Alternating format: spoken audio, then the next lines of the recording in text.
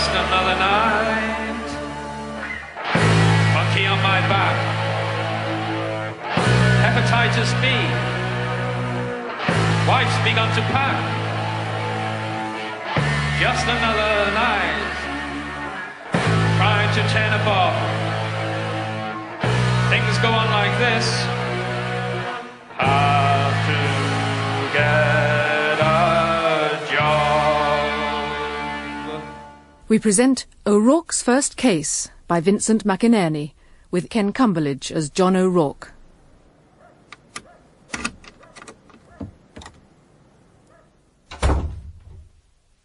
John? John?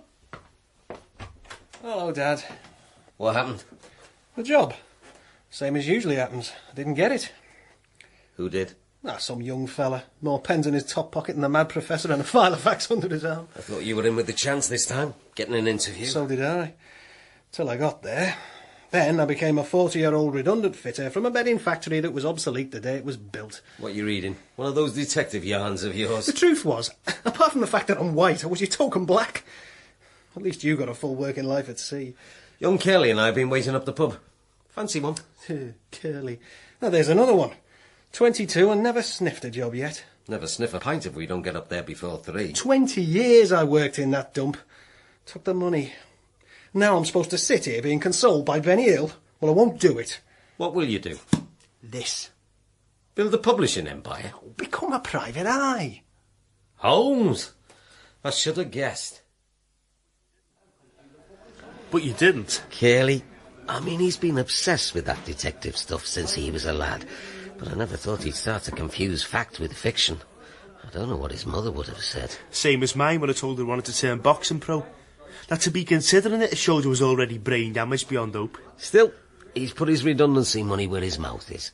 But I thought he'd applied for this National Enterprise Allowance lark, and they gave you the cash anyway. The deal, roughly, is you go to them with a business scheme. If they like it, they'll give you 40 quid a week for a year to help you get it off the ground. Except? Yeah, except to qualify for the money after being drawing benefit for at least 8 weeks and have £1,000 in hand. Yeah, just like that. Of course, they'll take a bank loan or overdraft facility. Hey, who wouldn't?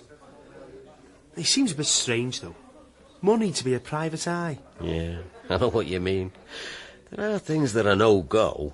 Blowing up nuclear installations, opening up sex shops, but producing homemade chocolate, working a vegetable garden, wanting to be a private eye.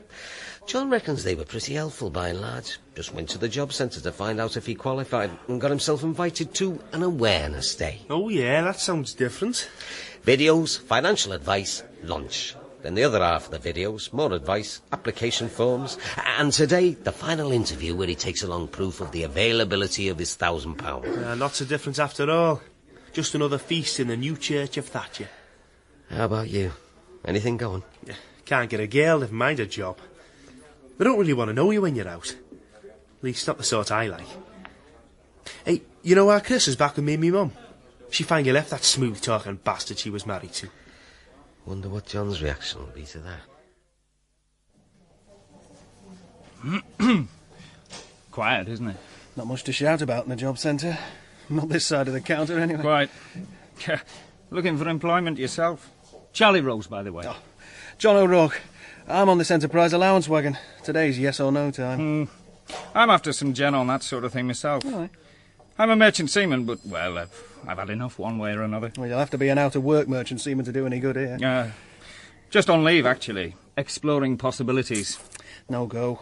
Out 8 weeks and drawing benefit. You could try 'em, though. There's always a couple beat the net, no matter how small the mesh. What is it you've got in mind? Oh, dogs. English setters. Oh, yeah. Gentlest things in the world. Take a bone from their mouths. All the virtues of man and none of the vices. How's it go? Or something like that. You want to breed 'em? That sort of thing? Like to set up a kennels. Oh, I don't think he'll do it from here. Not without a dole card. That's the Enterprise Allowance idea, you see. Help those who are on the floor but have got access to a bit of money. And those without access to a bit of money? Well, they have to help themselves. It's known as the pauper's penalty. Mr. O'Rourke? Mr. O'Rourke? It's the container ships, you see. Work and more work. And that bloody Western Ocean. I was used to other things. India, East Africa, the warmth, colour. Mr. O'Rourke. Look, I've got to go. Got to get this interview over with. Of course. Well, best of luck. Oh, I forgot to ask what you're trying for. Oh, private detective. Like yourself, I'm also after a bit of life. My helping of excitement, warmth and colour. So then they gave it you? With due warnings, provisos, and just a hint of blackmail. There ain't nothing for nothing in this world, John. Hey, haven't said that. Here's a wine gun for nothing. Ta. Ooh, it's getting a bit nippy these mornings. How far now? I'm just down here. Moorfields. Prestige address. Used to be. Liverpool will come back, don't worry about that. Hey, what did your dad say about leaving home? Getting a flat in town? Well, he went quiet for a bit. Then asked where it was, who'd had it before me. Told him I thought a painter. I'd left all sorts of weird pictures lying around. Bit of a nutter, maybe. What did your dad say to that? But some places attracted him. Then told me to take you in with me. Said he felt I was going to need an ex-scrapper. Anyway, here we are, so you can see for yourself. Up there? Those stairs? Penthouse suite. Follow me. So I asked them to start paying in the 40 a week in a fortnight's time. 1st of October. Stop. This is it. John, we're higher than the post office tower. How are you going to attract anyone up here? The Enterprise people went into that. Local paper, local radio, yellow pages. It all comes in the package. I want this lock open. Did the other day. Probably sees we're cold at this altitude. Anyway, shouldn't you be able to crack one of those now without leaving any trace? Curly, be a good lad. Slip down to Dale Street and get me a junior hacksaw, will you?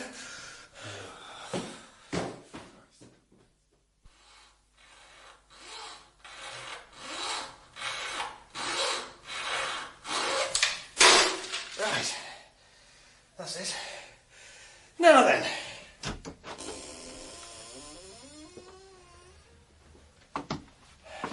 Well, what do you think? Never seen anything like this, John. I know. Black as a bucky's fingernails. I was thinking more of a... Oh, then.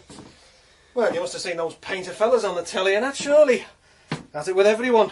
Cutting their ears off. If that one leaning on the far wall's anything to go by, it's not their ears need cutting off. Say the priest came round. Say me dad did. And that one. Size 40 boob in red. Yeah. Green eye in the middle of it. Halo over the top. There's no name or nothing. Have a look on the back. Oh, so there is. Celestial Vision by Adrian Mintz. That's it then.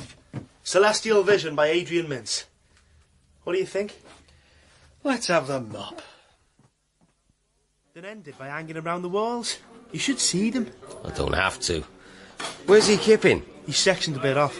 Knocked up a partition with a velvet curtain instead of a door. Sounds a bit Oscar Wilde to me. Nah, you wouldn't know what to think. You mightn't. Any custom? Not a sausage. Just 3 weeks scrubbing and hammering. What's he doing with himself all day? Nah, he walks around town. Has he been in touch with you? Rang me to let me know the phone was in. A couple of times since. And how about you? At least I've got this place. And the betting shop. Well, John's got an empty office. So neither of you are getting anywhere.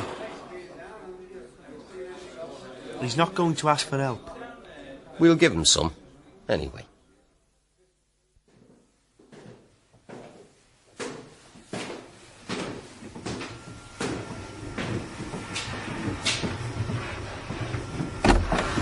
Oh, hello, Chris. What are you doing here? Hello, John. Your dad gave me a key. Oh, right. Oh, Curly's been coming home with more dust on him than a Jubilee teapot. Bit early for you to be out and about, isn't it? I just nipped out for a walk in a paper, you know, same as every morning. Nothing more sinister than that. Anyway, as you weren't here, I just let myself in. You need to get some decent carpets. Keep the dust down. I've been trying to sort the bedroom first. Sink, geyser, a few bits of furniture, a mattress. Your dad thought your old firm might give you one. How is he? Seems to spend a lot of time in the pub. We sit and watch the domino players together. What happened, Chris? I mean, what went wrong? Oh, with me and my ex. Oh, the usual. Started working overtime, went on to late, then graduated to permanent nights. I had no kids to consider, just the occasional black eye, so I packed me Valium and left. What really happened, of course, was virtue led me astray. Being a good Catholic girl, you see, I made him wait, so he married me for the first night. Then went back to being a bachelor. I had nothing to go back to. I'd already given it all to him. Well, at least, as you said, there were no kids. Not for want of trying. I actually thought they might give him a sense of responsibility. The politics of despair. By that time he'd got bored, so I had to go for all the tricks. Chris, A bit embarrassed, are you, John? You should be where I've been. But still no go. The kids, that is. Oh, I couldn't. He couldn't. Who knows? What about the tests? Oh, yes, the tests. Excuse me, Bill, for interrupting while you're at the difficult task of poring over the racing page. He was named Bill, by the way, after what came through the letterbox each morning. Excuse me, dear. Would you like to take your feet off the table? Offer me the remains of your takeaway. Let me open you another can of lager. Then perhaps accompany me down to the clinic to take some tests. Oh, John, what if it were him? I mean, a real man being presented with a certificate saying he had no balls. It would have been designer stubble and Sunday football all the way. And he was sweaty enough as it was. I didn't realise. You're married, you just moved out, went away. I went for a tour, John. A tour of human nature. You really think I'm sorry there were no kids? After what I saw en route?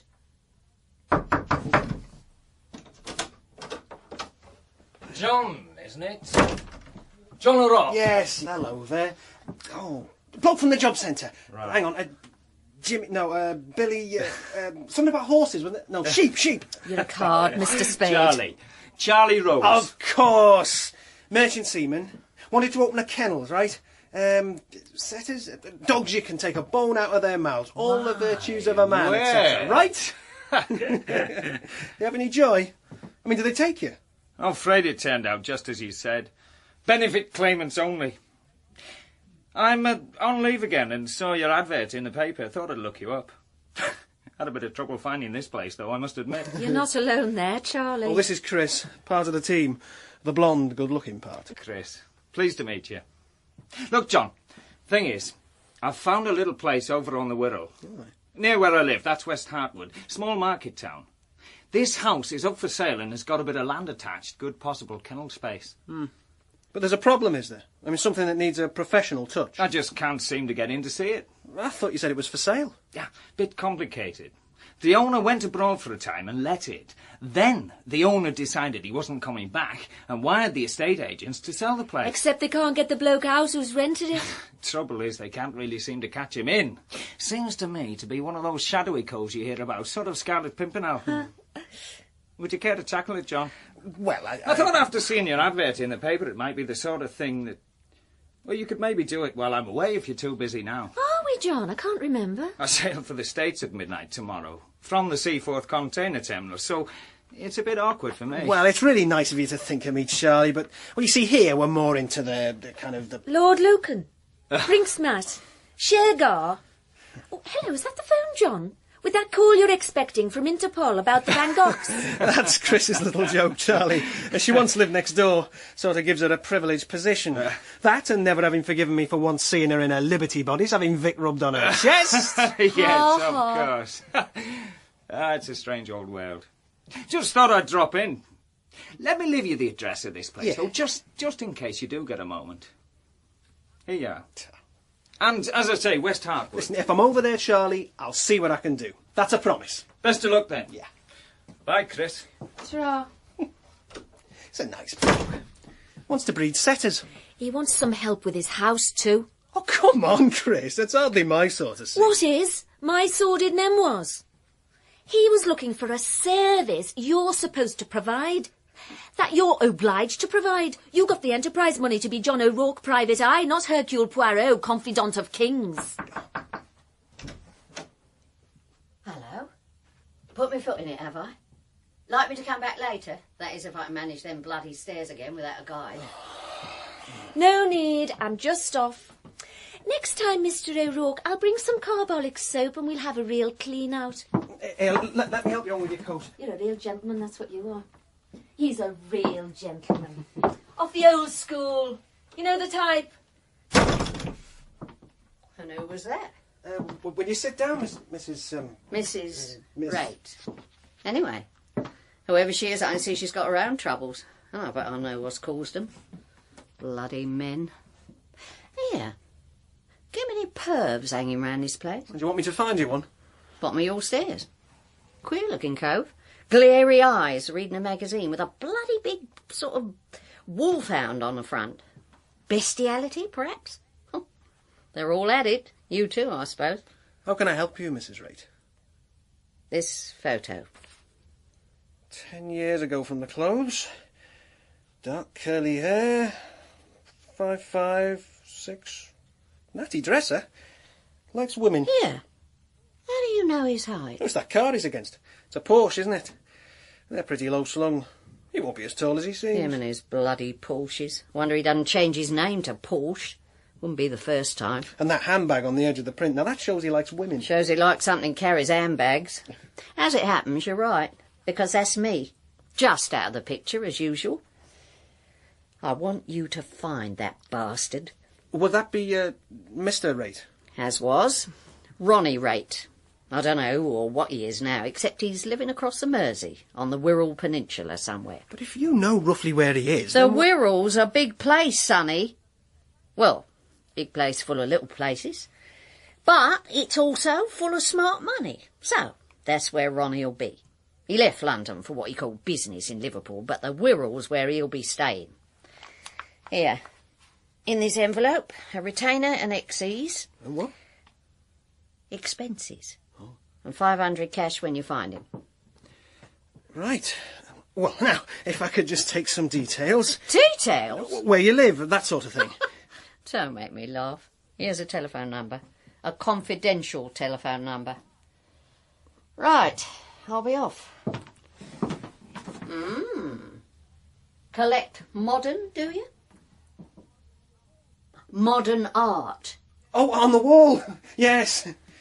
Right. Best investment of all if you know what you're doing. Ronnie's into it, of course. Specialises in nudes, you won't be surprised to hear. How do you pick 'em, though? The ones that are going to move. That one there, for instance. Big green tip with a red eye in the middle and a rubber band over it.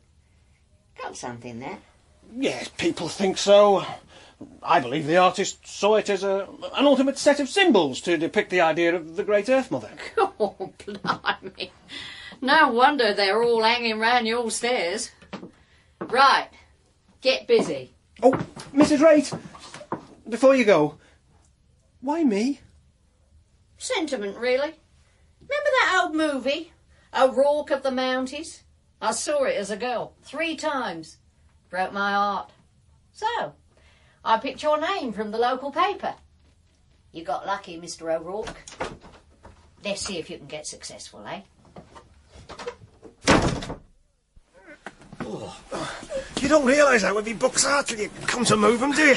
Spiders will have to get themselves on the housing list now your library's going. Oh. Whoops, there's one falling out. Let's see. The Case of the Vanishing Egyptian Cigarettes by Mustafa Fagg. Oh, Dad! Let me open the front door. We'll lift him in the car. Oh. Once we get him in the boot, I'll run you to the top of the street for a pint. Look, I needed a car. Curly got it from his mate. It's a bargain. 150 quid. It's 3 months' tax and a year's MOT. How about an anthrax clearance from the Port Health? Right. That's them safe. Safer than we're liable to be. Come on, Dad. Learn to live dangerously. Climb in. I'll put her through her paces for you.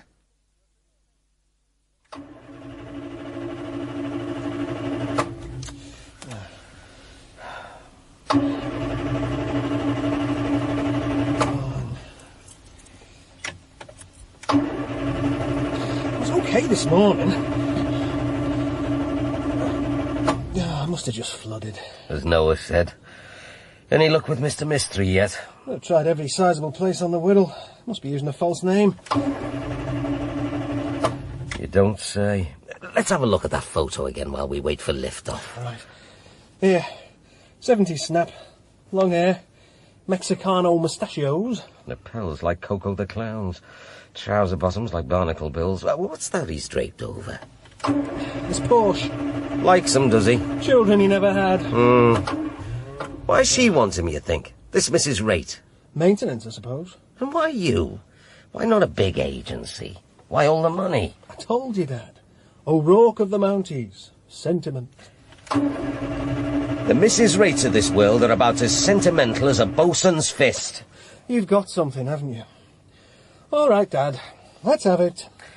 You've picked a queer business. I won't have one if I can't come up with Monty Macho there.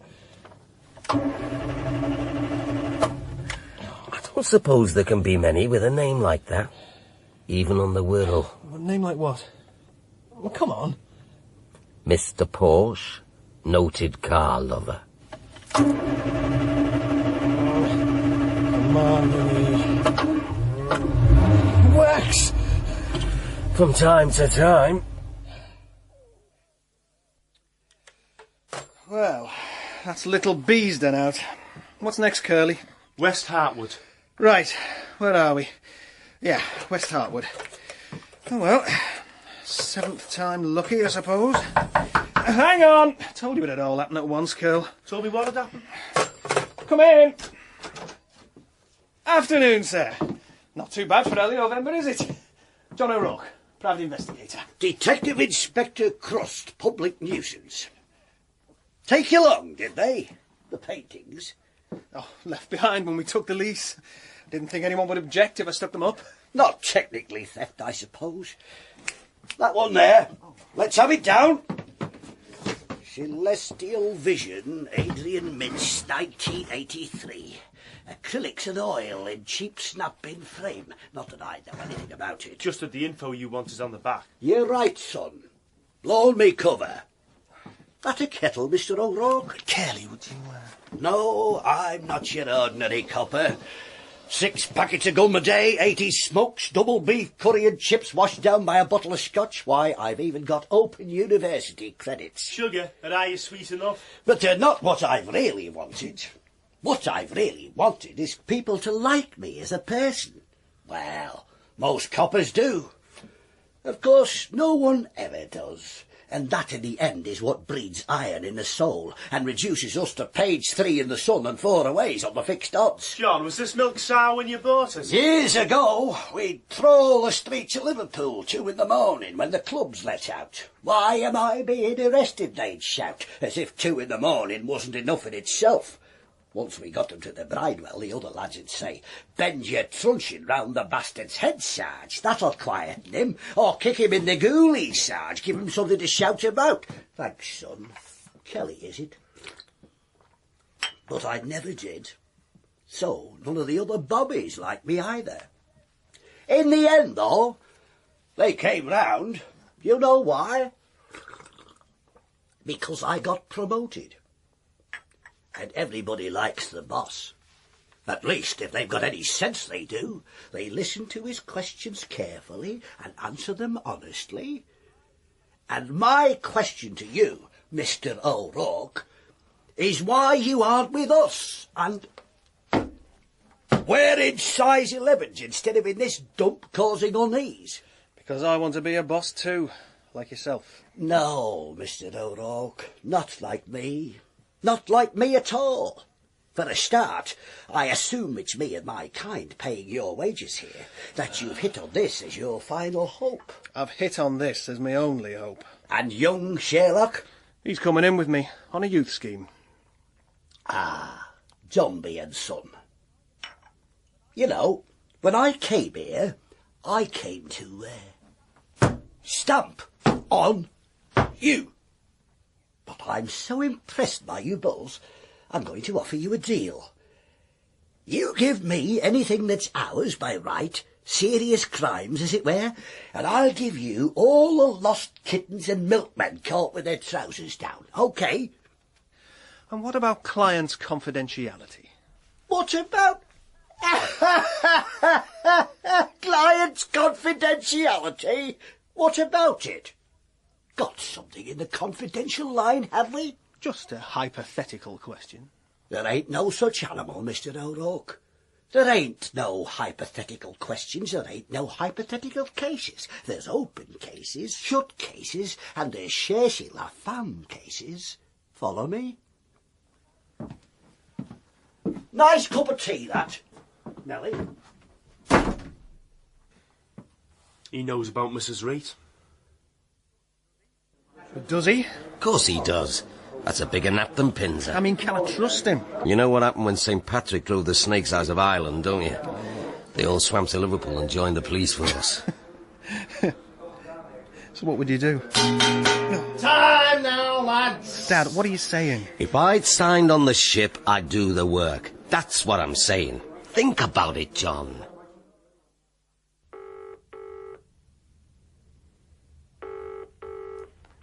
Which town, please? West Hartwood, on the Wirral. And the name, please? Mr. Porsche. He'll be a new subscriber. It's spelt the same as the car. Hold a moment, please. I'm sorry, caller. That number is... No, I said he'd be a new subscriber. Sorry, caller. But that number is ex-directory. Great.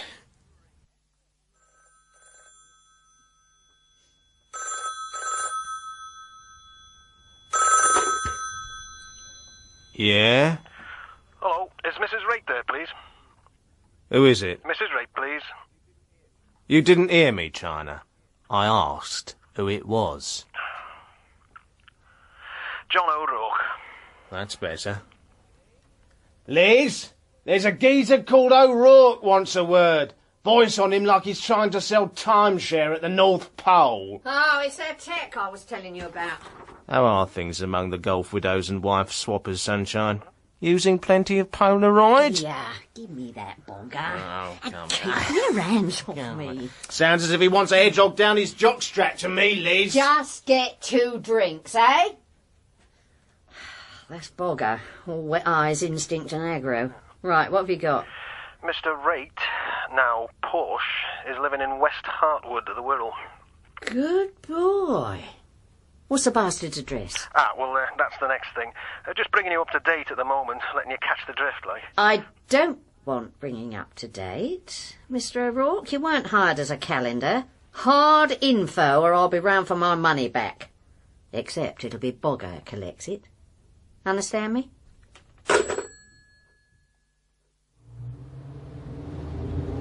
Well, Curly, the main feature's finally underway. X-certificate stuff, do you think?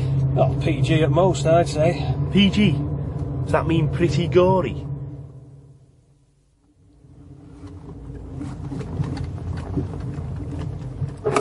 Shazam! A car park in the heartland of West Hartwood. What now? Nearest upmarket bar. Well, what's to say he uses them? It's part of the image. He'd get withdrawal symptoms if he wasn't in a plush lounge at lunchtime with a large one in front of him. You come in? Nah, looks a bit pricey. I'll be out of place in an anorak and jeans. I'll hang on here.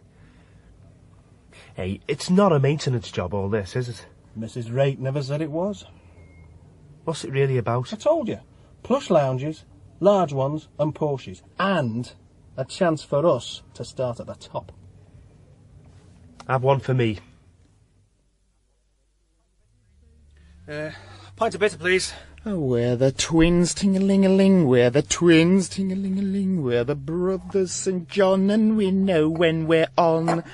Yes, sir. Pint of bitter, please. Oh, no pints here, love. Over the road in the British Legion, behind the stables. Just follow your nose. Scotch, then.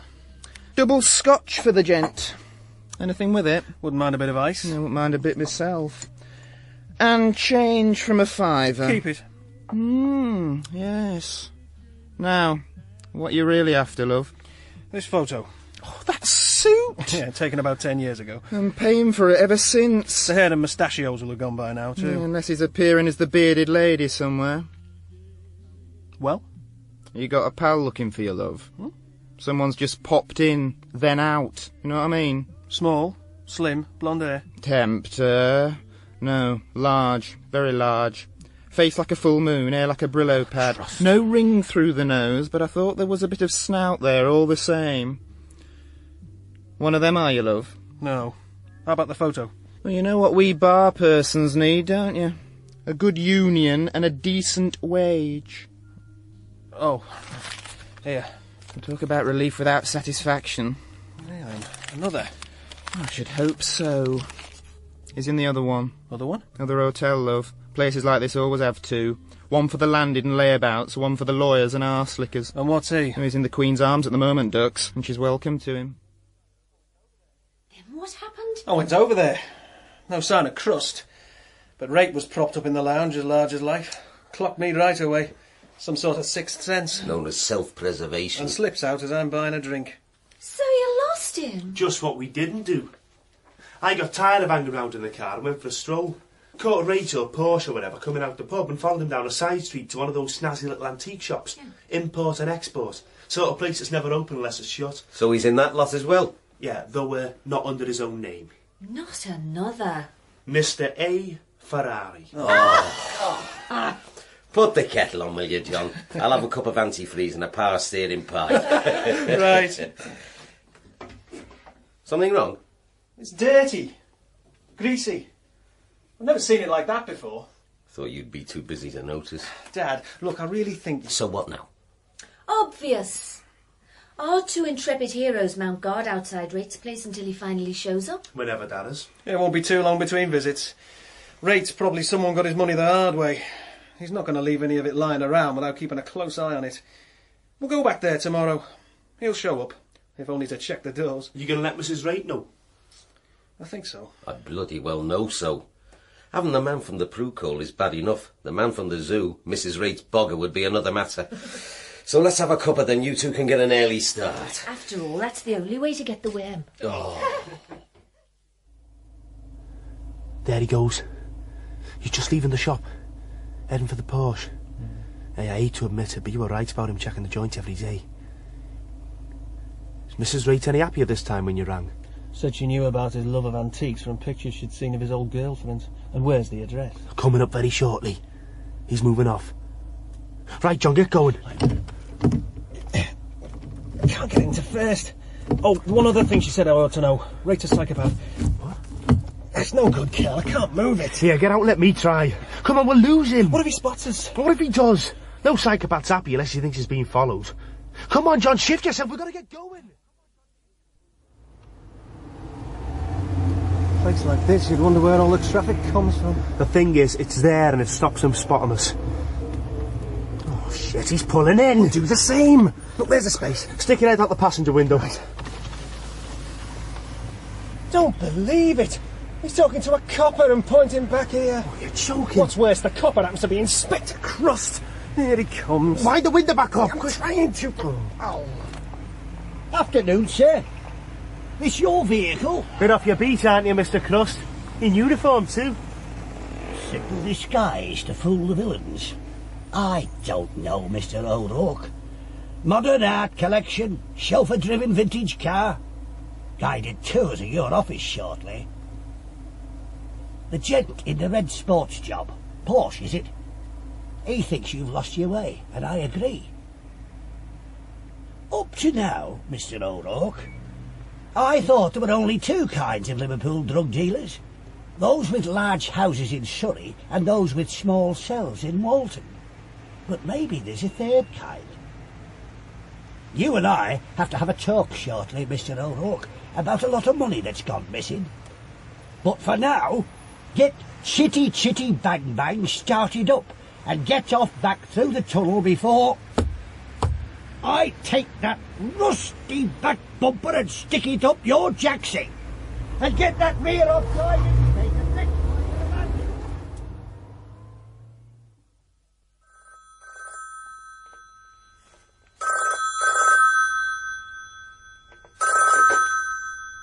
Hello? John O'Rourke. Mrs. Rate, I need to speak to you. You haven't got it, have you? The address. Why are you looking for your husband? I mean, what about all this money?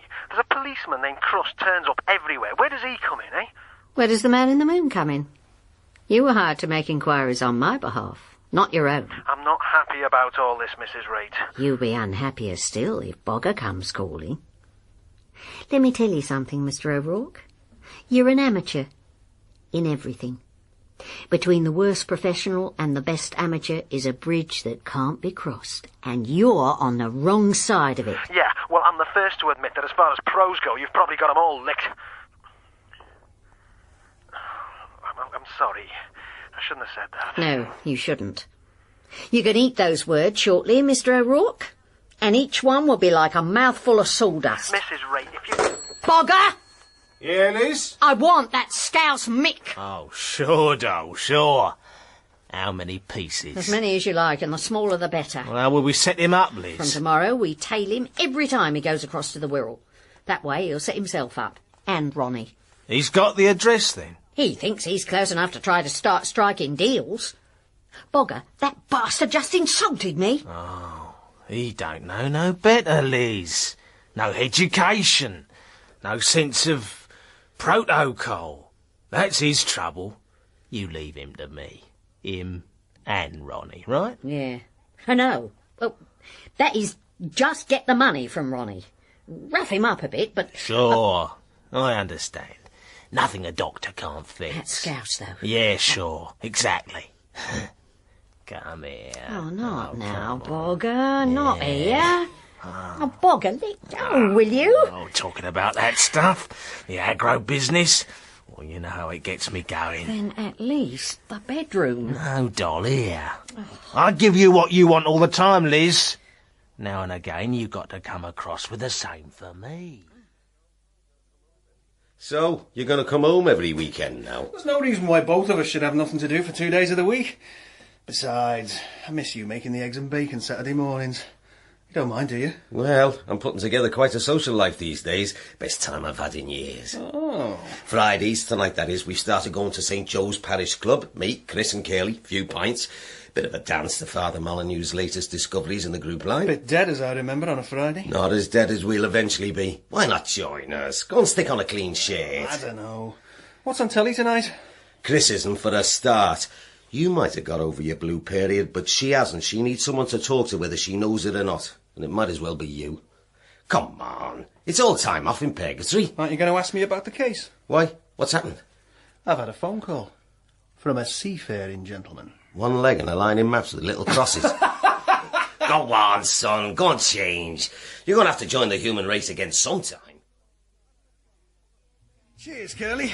Cheers, Curly. As I was saying, his name's Charlie. Charlie Rose. Wanted to breed dogs, and he's been looking at a place on the Wirral. You remember Chris? I do now. West Hartwood. That's right. He even gave the address. Except he couldn't get in to see it, because the lessee was never available. The lessee's name, of course, being Mr... Reid! Porsche. Ferrari. Oh, Ferrari! What? Evening all. Anyone for a pint? Family group tonight. A particularly literate villain once told me how he thought the lads in the force were like one big happy family. The Borgias.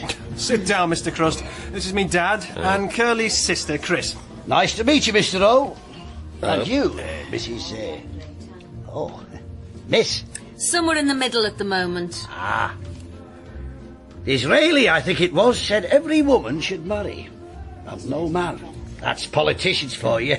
Your fella holds similar views, did he, Chris? My husband disliked politics, Inspector, though he didn't feel the same about parties. Great reader, are you? You deserve a course I'm doing to improve myself. Give the barman a shout, will you, son? It's counter service. They like to see you's in. Next to you, I think, Mr. O'Rourke.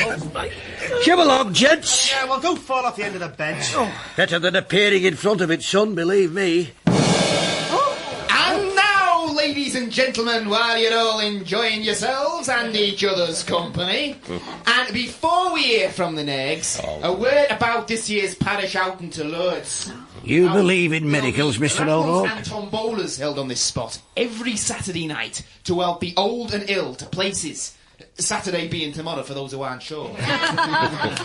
Perhaps just miracle drugs, eh? Last drug I touched was some stuff from the chemist for my dad's rheumatics. Who attended the shrine last year was after telling me a good tale.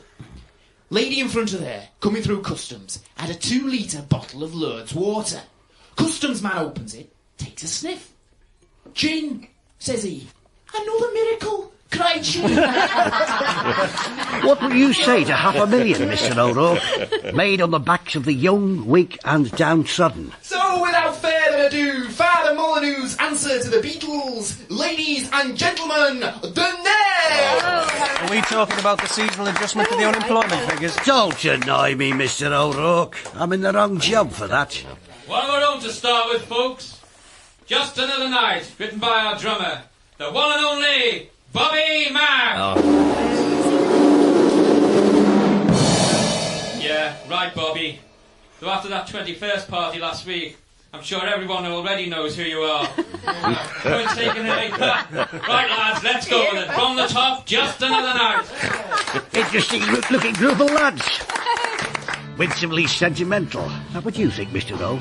Winsomely sentimental? Sounds like the name of two Harrison boats. The days roll together, there's no change in the weather, there's no hope for the future, and although this did suit, you're gonna step. Now a new dance take you round to the main chance, bring you on to those long stairs that lead up to the yes stairs. I'm going to cut you in, Mr. O'Rourke. We're going to share our thoughts. Feeling low, smoke a joint of grass, sniff a line of snow, score a gram of H, maybe do some speed, rub some LSD, cut yourself and bleed. Hope they're old enough to use the bar. Speaking of which, Curly, here's a used tenner. Take your time. People see me taking money off you, they might begin to wonder. Let's face it, you're not going to be mistaken for an altar boy, not in here. Explain, will you, Mr. O'Rourke? Before I have to, in a way he'll remember. You and whose army? Curly. Curl, this is important, right? It's the case. Just this once? Yeah, well. But it'll only be the once. How lucky we are, eh? Use of stuff that don't endure. And you, Mr. O, taking a turn round the floor with Chris now, are you? Bit advanced for me. Yeah. Trick is not to have your feet kicked from under you. Not in public, anyway. Oh, dear. I hope I'm not going to have to get official with you lot tonight. Especially when you're dealing with size 11s. Come on, Dad. Right. He's right. Size 11s are size 11s, in or out of uniform. Excuse me. Come on.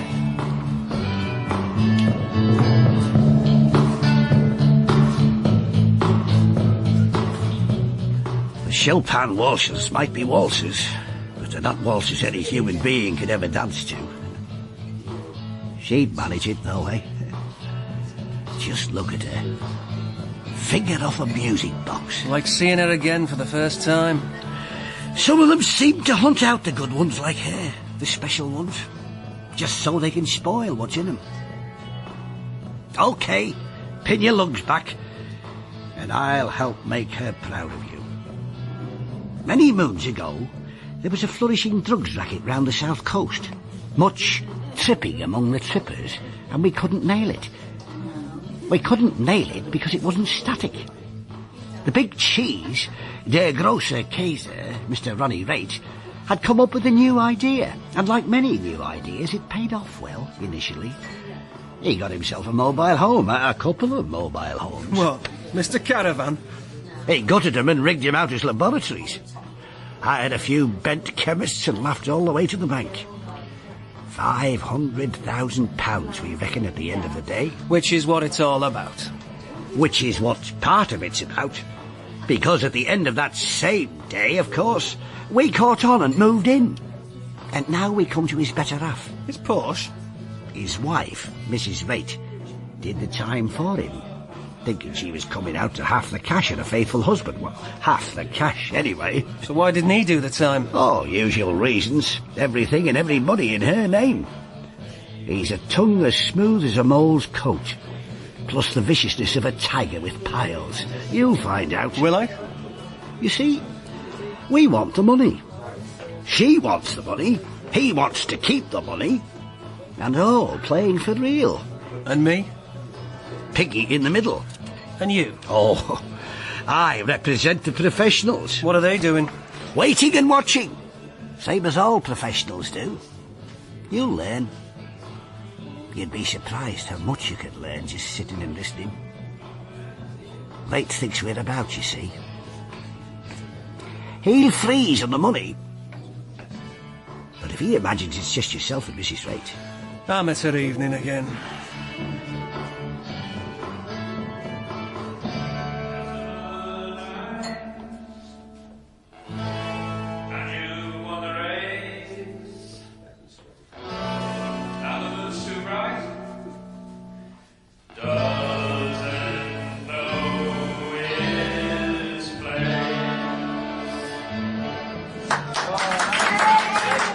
Mrs. Reed's got someone with her.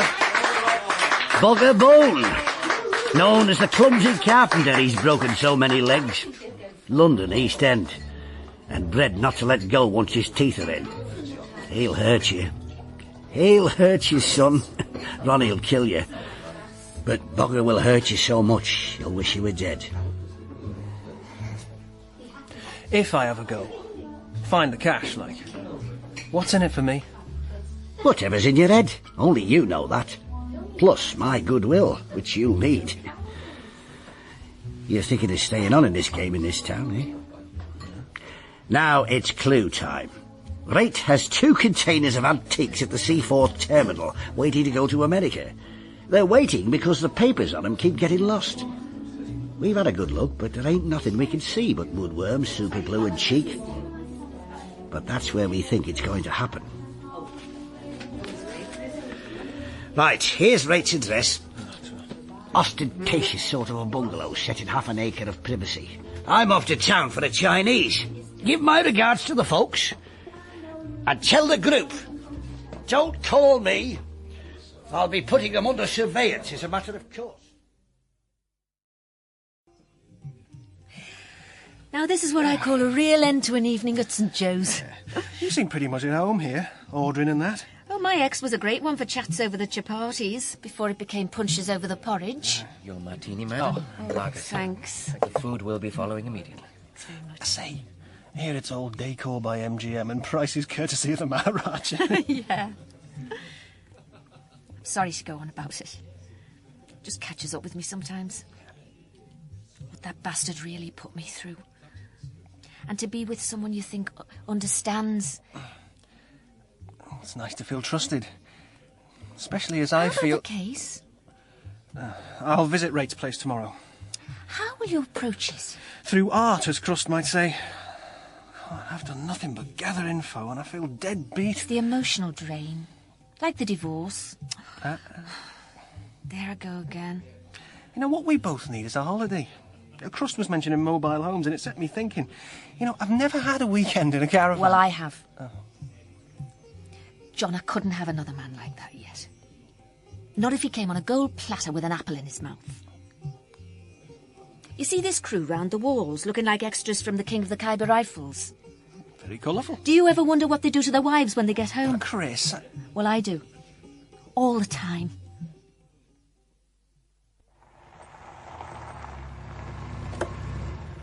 Quarter of an hour, then come and get me. OK, Curly? I should be in there with you.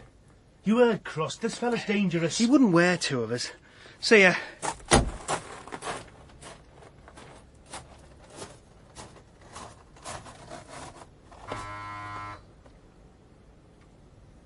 Yes? Mr. Tate, my name's John O'Rourke.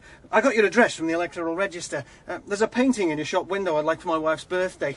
Falls pretty soon, which is why I've gone to these sorts of lengths, checking your name and that.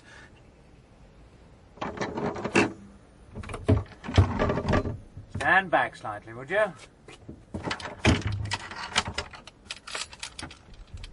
That's better. World War II Luger. Picked it up in a jackboot sale. Come in, Mr. O'Rourke. Come in and tell me all about it.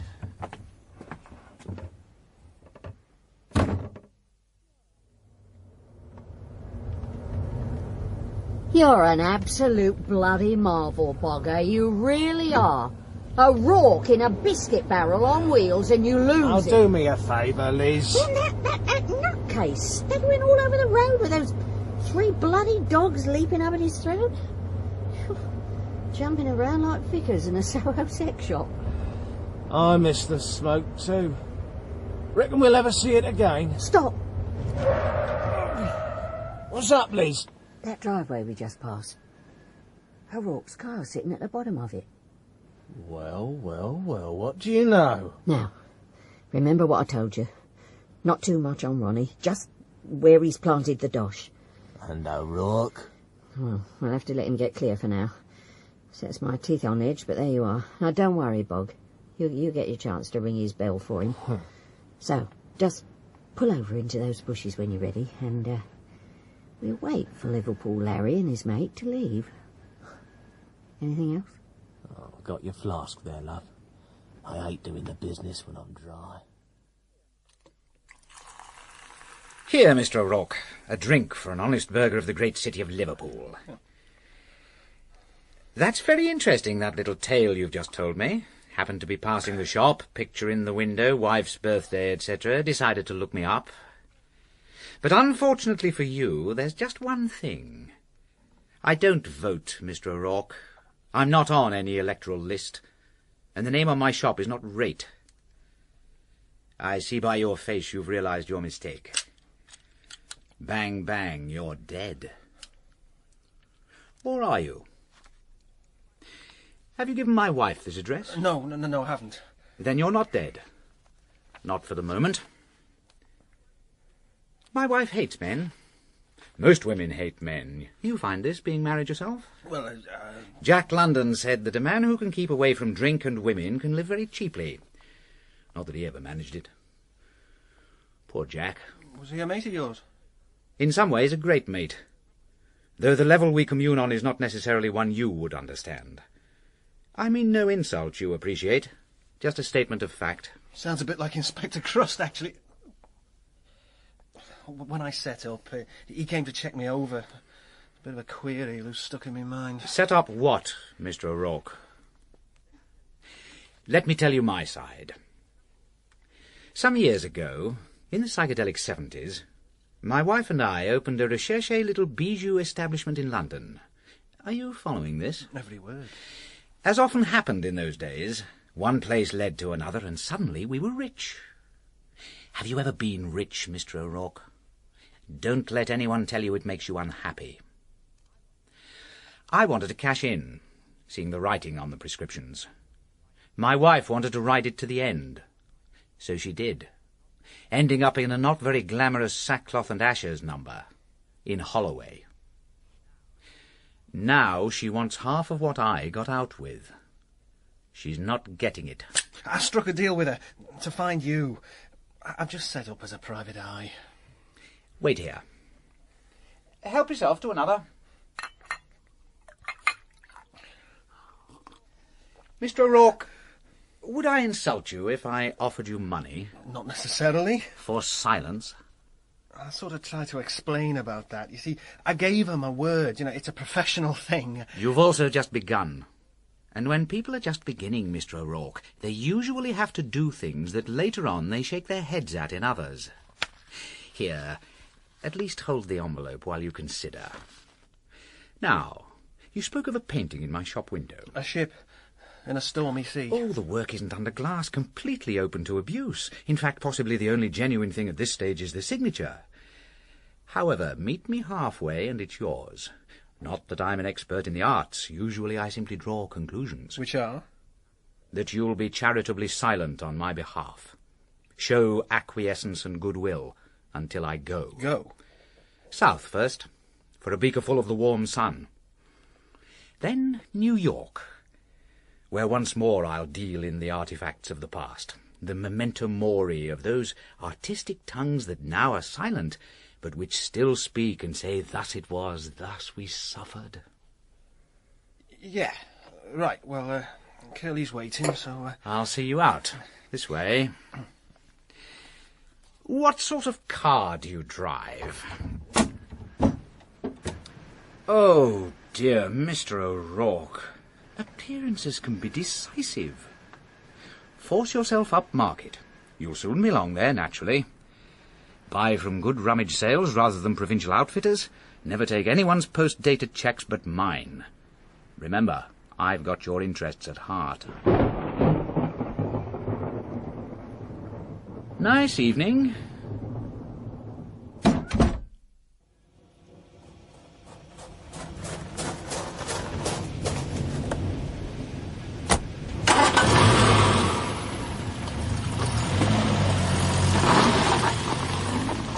Okay, there they go. Bloody rain, as well as everything else. Still, there's been nothing straightforward about Ronnie since the day I met him.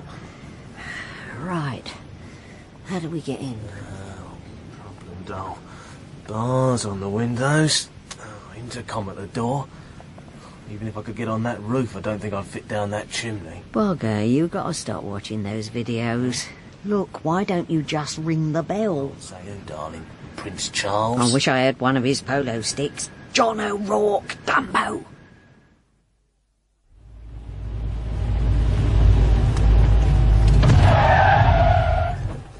Why have we stopped? Two things. Rate went in another room. While he was in there, through the crack in the door, I saw a picture on an easel. An old one in a gilt frame. About the same size as that thing of Adrian's back at the office. Well, how does that affect us? I'm not sure yet. Oh, great. And what's the other thing? This envelope. I've got to return it to Rate. What's in it? Our future. Bloody weather.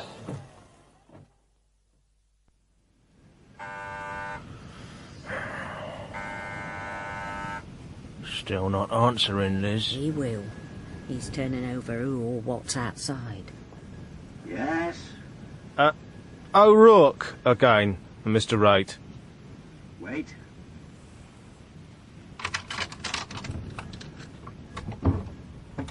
Now, Mr. O'Rourke. Out you come, Ron, where I can see you! Not too much, Olga, not too much. What you doing, Liz? Let go, will you? Olga, I was married to him. All the more reason. Geezer like this got no idea how to treat a woman. Here you are, old son. Right, Ron. Before I lose my temper, where's the dough? Bugger, they're back. Oh, don't you worry about that, Liz. Nothing a lot more than a nice pair to play around with. Know what I mean? Nudge, nudge, wink, wink. You're round a bloody bin, Bugger. You know that. Get him! Now here's the other one, the one we passed in the road. In with the hands of the Baskervilles. Right, let's go. Bugger! Hang about, Liz. I ain't finished it. My Ron. Come on, you bloody nutter, come on! Down, Perseus! Hector! Quiet, Andromeda. Hello, John. Everything all right? You know how it is, Charlie. Curly, you okay? How about that chop on the floor? Your missing tenant. I hope this isn't you persuading him to vacate the property. It's more his ex-wife trying to persuade him to vacate life. Like most seamen, I've always had equivocal views about marriage. Give us a hand to get him into the car, will you? Come on. My office. No hospital. No hospital. Yeah, well, all the best, John. I'll keep in touch. My regards to your lady. Chris, was it? Come on, Perseus. Andromeda, that's bad for you. Come on now, chaps. Right, take him, John, when I get the door open. Oh, he's out again. The other arm, John. Then we can get him in the back seat. Oh, there's one of his shoes off now. Just throw it in the back when we get him in. Last time we saw a pair of platform soles like this, Elton John was on him. Curly, just heave it and him into the car and let's get back to the office. Even if Bugger holds off for a bit, the weather won't.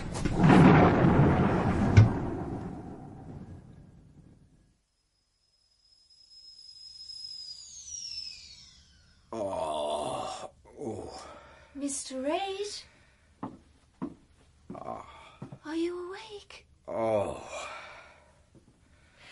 How are you? Walking wounded is the expression, I think. Those things on the walls. Oh, it's John's art gallery. No wonder he wanted to buy one from me. It was for you, I presume. Me? I'm Chris. He said for his wife. Oh, talk about indignity upon indignity. Beaten up on my own doorstep, driven through the streets in an uncustomised car, now surrounded by the works of a part-time embalmer. It's enough to drive one back to TM. Transcendental meditation. Oh, yes. Ever been to India? Only via a tea bag. Fancy a cup? I'm a person of fixed habits, especially in the morning. Oh. Where are my shoes? What about your face? Bogger, like the mills of God, grinds exceedingly small, though like any other large, clumsy machine, he needs time to warm up. What you see is merely surface damage. You know him? Bogger is the guy who stole my woman, as they say, and as usual now believes he's the injured party, which in Bogger's mind translates to killing me as painfully as possible. That John's bathroom behind the partition. I need a shave. It's his bedroom. But there's a sink and a geyser in there. Things are a bit, primitive at the moment. Oh, nothing wrong with roughing it at this stage. Give him something to boast about if he makes it. I've been into it with him, given him a few pointers. If he makes it. Come and talk while I shave. Scrape the grape. I'm not here for long, unfortunately. Are you going somewhere, then? America shortly. The land of promises. Let's hope some of them are kept. If the bomb disposal people saw this geezer, they'd cordon the area off.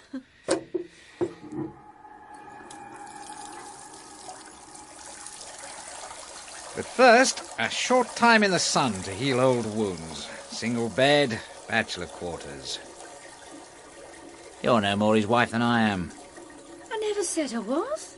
The Canaries, perhaps? Somewhere not too far. Though just far enough. You been there? I've seen the map coordinates and spoken to a few of those who managed to make it back. Ah, Chris, to look at you.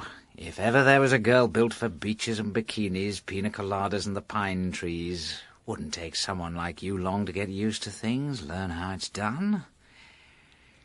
I'll need a bank, by the way. We're surrounded by them, all empty. John's gone to fetch his dad. Ah, very feudal. Well, this razor has an edge like a broken bottle. Move across so I can see you in the mirror. Very nice indeed. Now, what if I make you an offer no girl could refuse? You're in dreamland, Mr. Rate.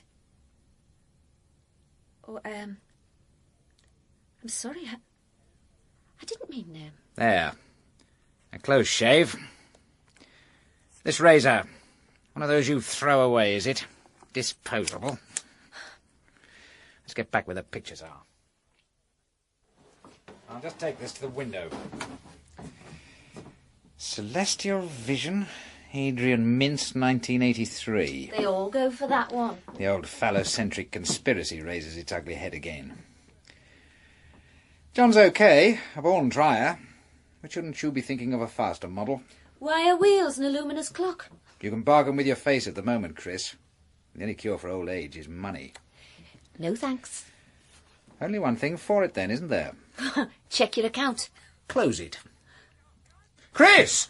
Look out! Behind you! What? Oh!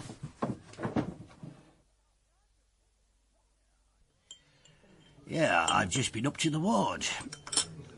They told me you were down here in the tea room. When I saw her, I started to shake. I couldn't help myself, so I came down here. Scalp wound and concussion. Nasty, but she'll be out in a week, they say. Oh, these places are like refugee transit camps. I'm losing all track of this. I want you to get your coat, Mr. O'Rourke. Come with me. With you? Where to? Wherever my magic carpet, or warrant card as it's known, wants to waft you. You're taking me in? Get your coat and come along. That's all you have to know.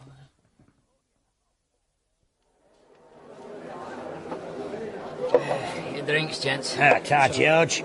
Yeah, I just thought we'd come here to look at a few villains. Sound as a Euclidean proposition. Aren't you going to pay for it?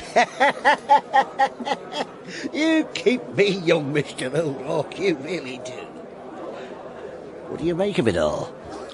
You think Rate was snatched from my place by his wife and bogger? No, son. What do you make of it? Well, if they did, and didn't find the money on him, which they wouldn't, then they'd go back and turn his bungalow over. Did they? Mr. Crust? No, they didn't. Which means Rate did it to Chris himself. But why? I mean, what did he want to hide? Mr. Crust? Look, I'm busy, Minty. Can't you, as a criminal mastermind, see that? I just thought I'd say hello. Freezing out. No weather to be skint, eh? Some bastard pinched me Mac the other night too, you know. That'll slow your sex life for a bit. Nothing but running noses and steamed up windows. And the price of prescriptions. Good job I'm exempt, you know. Is there any point in this, Minty, or is it just practice for your next bail hearing? Me ma's over there, having a Guinness. Wave, Mr. Crust. It makes her feel good.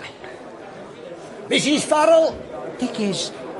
Our Billy's due out next week. Me ma wants to visit to explain about his room that she's let out but forgot to tell him, you know.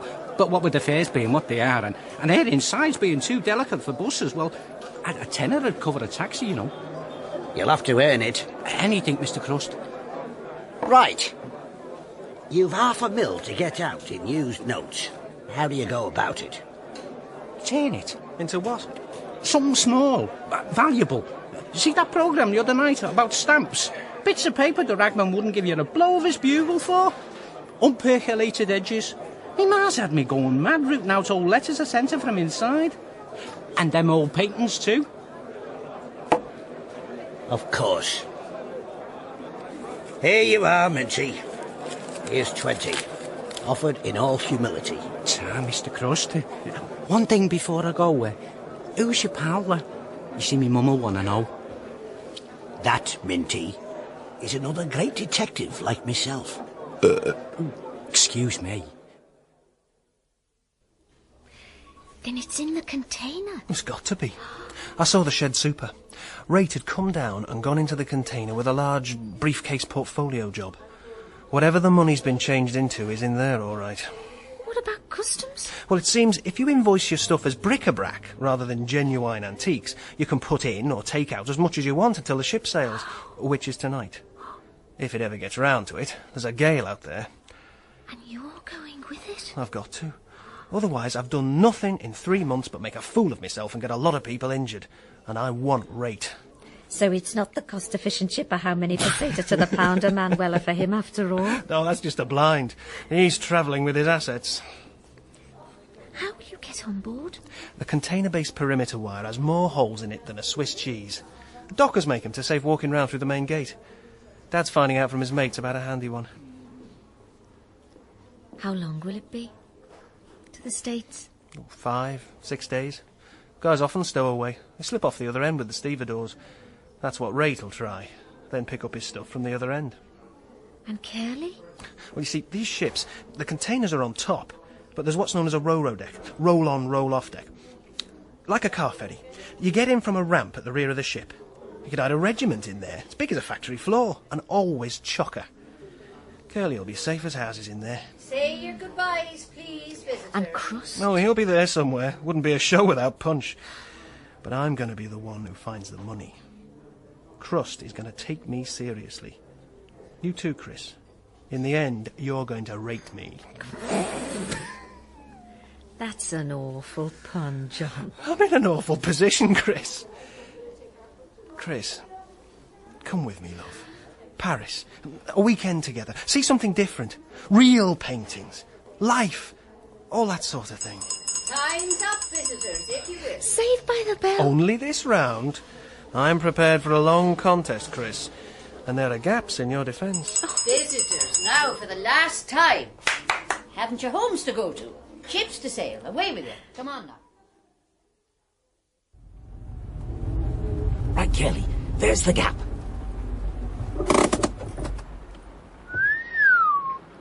The ship looks massive, even from the road. Always looks bigger, more beautiful at night. just like barmaids. How near are they to finishing? Any time. That container waiting to be lifted must be one of the last. Having second thoughts. Here's the straddle crane for the container now. We'll go when it's lifted.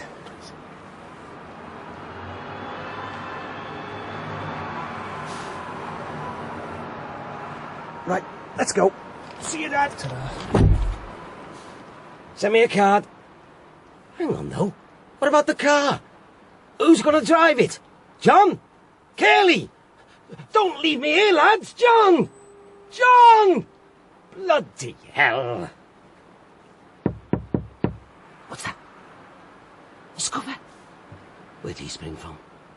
Oh, squad car off the road. Broken down, sir?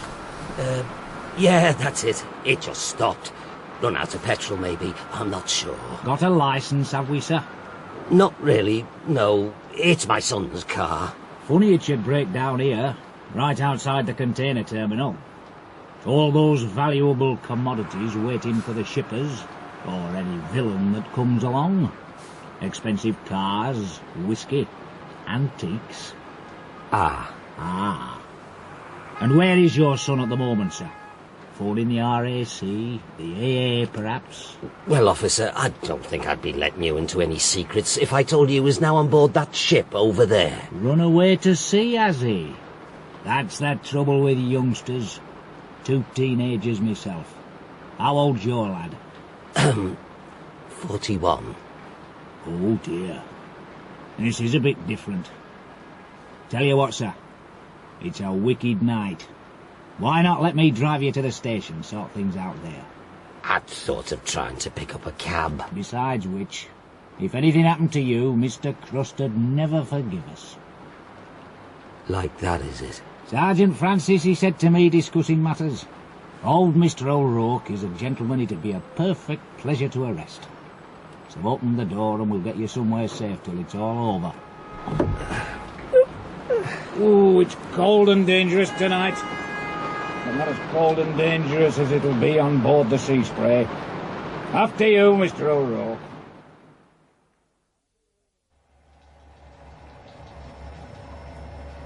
How's it look out there, Charlie? Charlie? In the study, Captain, looking over the charts. What do you think off the bridge? Rough. Likely to get very much rougher. Nights like this, I know what you mean about a job ashore. How'd all that go? Yeah, still undecided. 1 or 2 hitches since we last spoke. Well, I'd miss you, Charlie, no doubt about it. One of the old school, like myself. Majority these days I wouldn't carry as ballast. Finally got to see the chap renting the place, did you? Oh, I got to see him. Whether he saw me is another matter. Lying on the floor covered in blood when I left. On second thought, stay at sea. Engine room want to know if we're going. Well, it depends what the pilot says. We're going to standby, anyway. Any coffee in the chart room?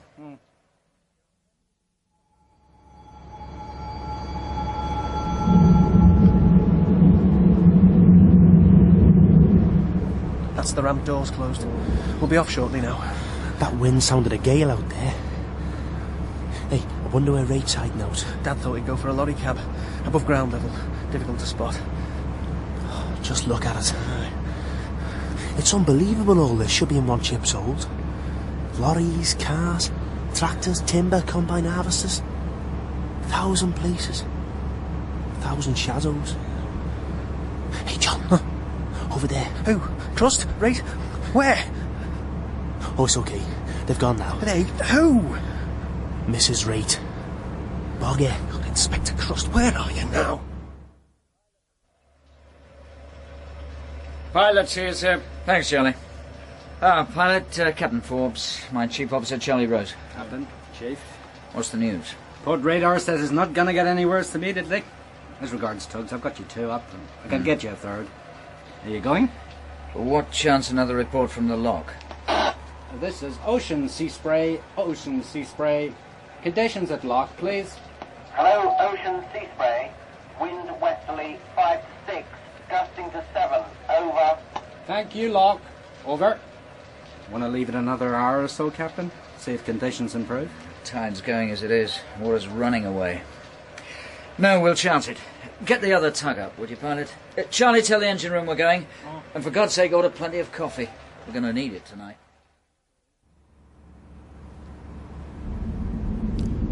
Oh, we're moving again. The pilot must have gone. Heading for open sea now. Feels like it. Oh, this rocking. I'd better sit down. Here, this case. Crusters, where do you spring from? Deus ex machina, the god from the machine. Or lift from the upper deck in this case. Oh, do me a favour, Mr. Crust. Not at all.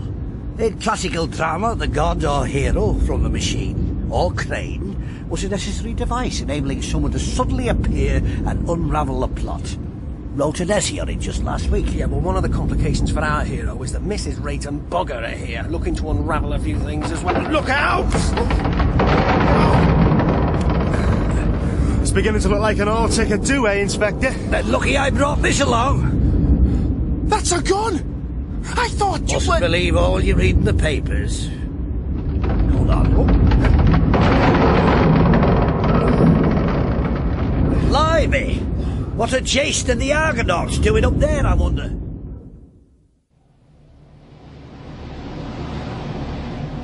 Well, Charlie? Bad. Worrying. It's got much worse. All right, as long as we keep our nose into it. Roll side on in this sea, we'll throw a container. Look at this one. Down we go. And up we come. Shedding canvas. And drinking rum. Ring the engine room, Charlie. Reduce the slow ahead. You hear that, helmsman? Captain. Sir, we're losing way. She's turning beam on. Holy moly, the engine's stopped. Yeah, thanks. Sec. Yeah, thanks, sir. Right, as soon as you can. Governor's jammed. How long, did they say? Look out, Captain. Port side. Oh!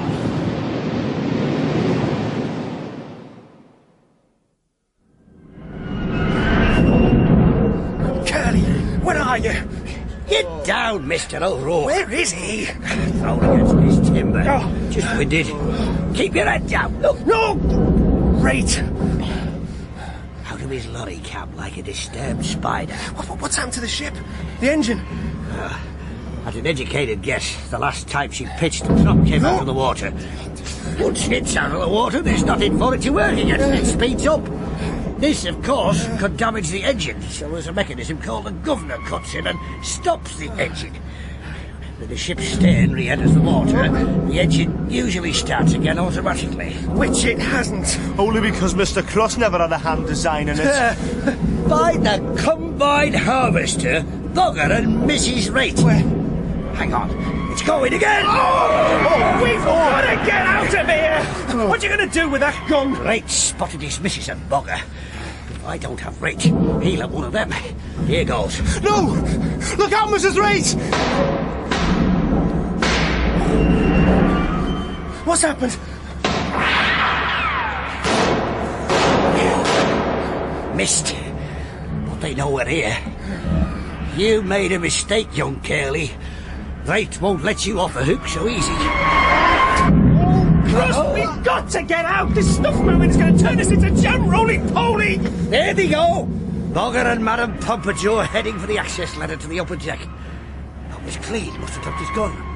There's a way up for us. Here! Access doors all the way along. Hold on, Rate again. He's going through the same door as them. He's going to shoot up at them. Stop him, Mr. Crust. No! Any good? Clipped him, I think. Come on! Where are we going? On top of the containers! Follow me! What'd they say down below? Another 5 minutes or so. Wonder we haven't thrown a container yet. One's right up forward will have taken a fair hammering. Have a look, will you, Charlie? We all secure up for it? Captain, this crew. You recall anyone with long blonde hair and a fur coat? Well, you know how it is these days. Who might have passed comment? Otherwise, there's a woman on top of the containers. Good God, you're right. And 2 men. Small one with a gun trying to force the other off the edge of the container. These shoreside wallows will do anything for a bit of publicity. Imagine having to go back to all that. I'd think again about those kennels. Look out!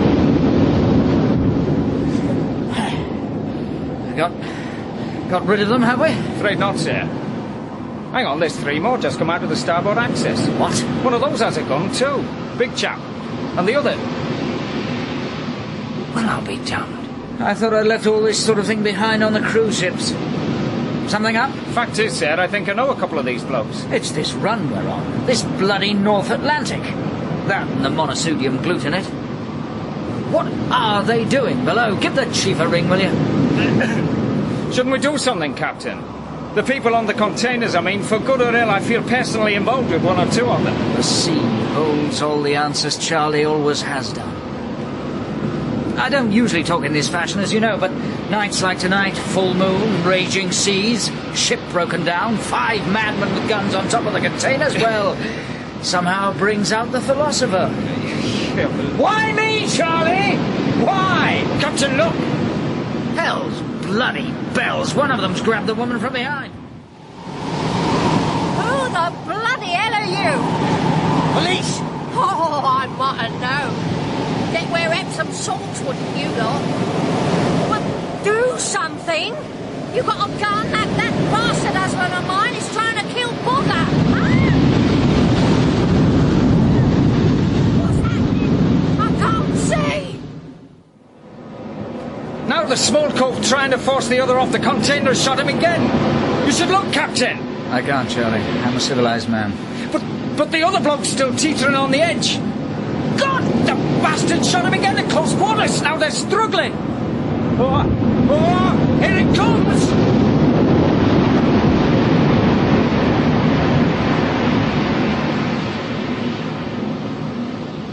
What's the score, Charlie? The 2 of them are gone. As is the container they were on. As has about 3 more from the port side. Engines restarted, sir.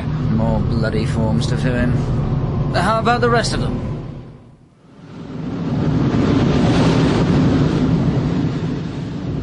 Come on, Mrs. Rate. It's over now. They both gone. Come on, love. It's for the best. Come on.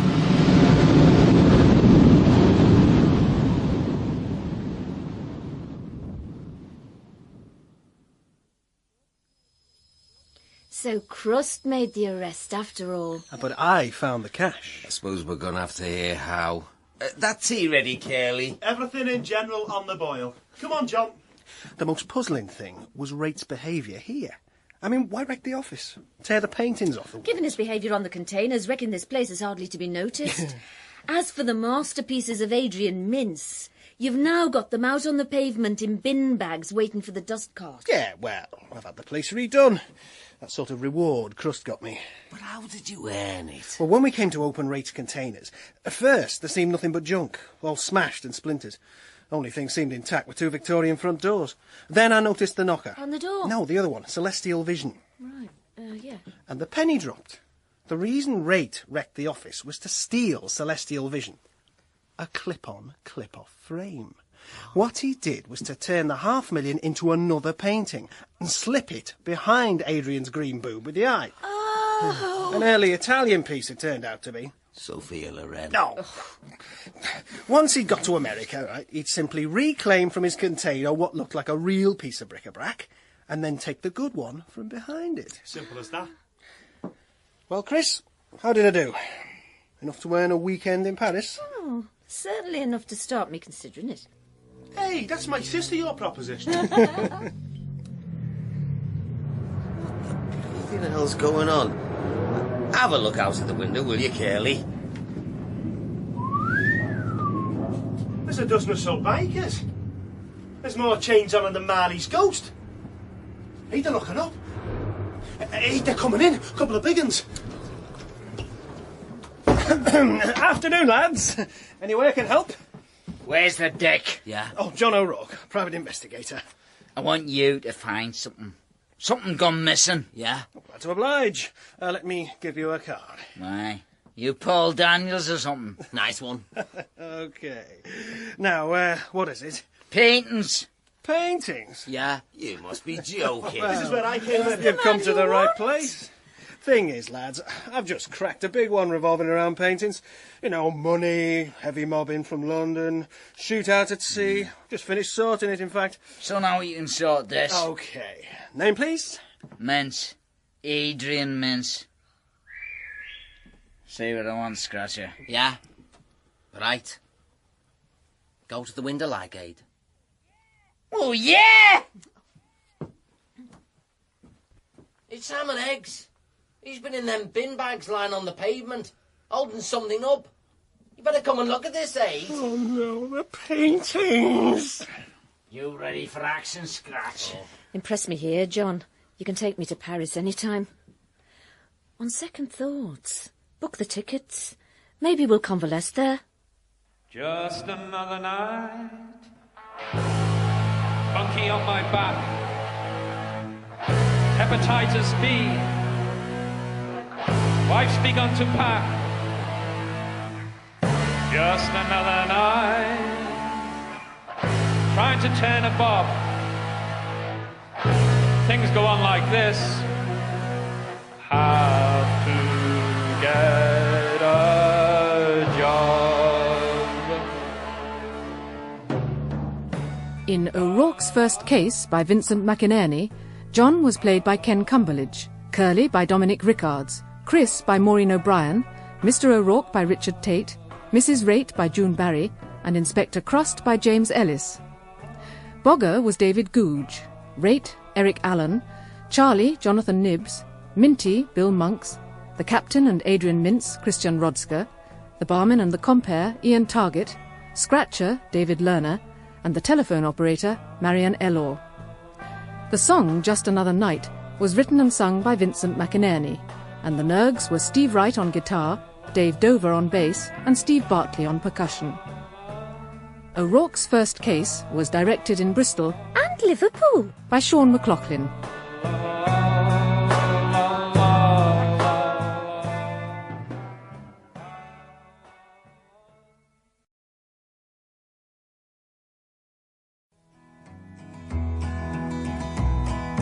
Yellow is the colour my true love's here in the morning when we rise. In the morning when we rise. We present James Ellis as Inspector Crust in The Finger of Suspicion by Vincent McInerney. Come. Excuse me, sir. Lieutenant Trainer. Ah, thank you, Guy. Come in, Malcolm. Take a seat. Colonel. It's about this latest incident on the M25. Chance in a million, sir, being stopped like that. 105 miles an hour, grenades, anti-personnel mines, automatic and high-velocity rifles. Enough weaponry, in fact, to qualify as a developing third world power. And all in one car boot. Colonel Rivers, what can I say? Except that I hope Malcolm, the thing is, Malcolm, although you personally are all any of us could hope to find in a junior officer as regards willing and esprit de corps, you are quite simply attracting a bit too much attention. That other business with the flagpole, for instance. This regiment especially has to preserve a cloak of anonymity. You must realise that. Which is why I gave the false name in, sir. Yes, indeed. And were then also charged by the arresting officers with stealing your own car. You see, Malcolm, willingness, though essential, isn't always enough. I've made a few faux pas, sir. I'm the first to admit it, but all in the interests of initiative. To make sure I'm ready when the big one comes along. Big one? Coup, sir. The big coup. Malcolm, I'm afraid I've already, well, upstairs have been on to me. They're unhappy. I see. Very unhappy. Though who knows, in a few years, when things have quietened down... And me? While things are quietening down? We look after our own, Malcolm, you know that. How else could we operate? Now, your abilities in one direction are outstanding and unquestioned, that of a helicopter pilot. And as it happens, we know there is a vacancy in a university flying corps. And then, as I've intimated, in time, when the dust has settled... Colonel, these days, if a man leaves a job, he leaves it for good. Technology and training move too quickly for those who fall behind, ever to catch up again. I'm sorry, Malcolm, but that's all there is on the table at the moment. But if I might speak personally about my own impressions of your courage and initiative... Colonel, I want you to look very carefully in the years to come. I trained myself for the big one, the big coup, and I won't be denied it. I am at my peak. I have been trained for great things, and I will have them. And get the girl as well? Well, Colonel, what university is it? You're crazy. A scheme like that. The night I met you, the night you took Julia home from that party, the party to which I brought her, that night you waxed loud and long condemning Epstein and all his works, how he'd set the course of British sculpture back as far as the Assyrians, how it was all rocks, blocks, petrified lava and stuff he'd picked from his nose, how it was only fit for garden ornaments, how this, how that. Well, here's your chance to put your money where your mouth is. Yeah, but the Epstein statue over Lewis's doorway... Look, they're cleaning the facade at the moment, right? The whole frontage above the door is half hidden by tarpaulins. And the statue, Fred, right, as he's known locally, is already poised stark as to take off from the bows of his stone ship. So we help him. Yeah, Lime Street will be chocker.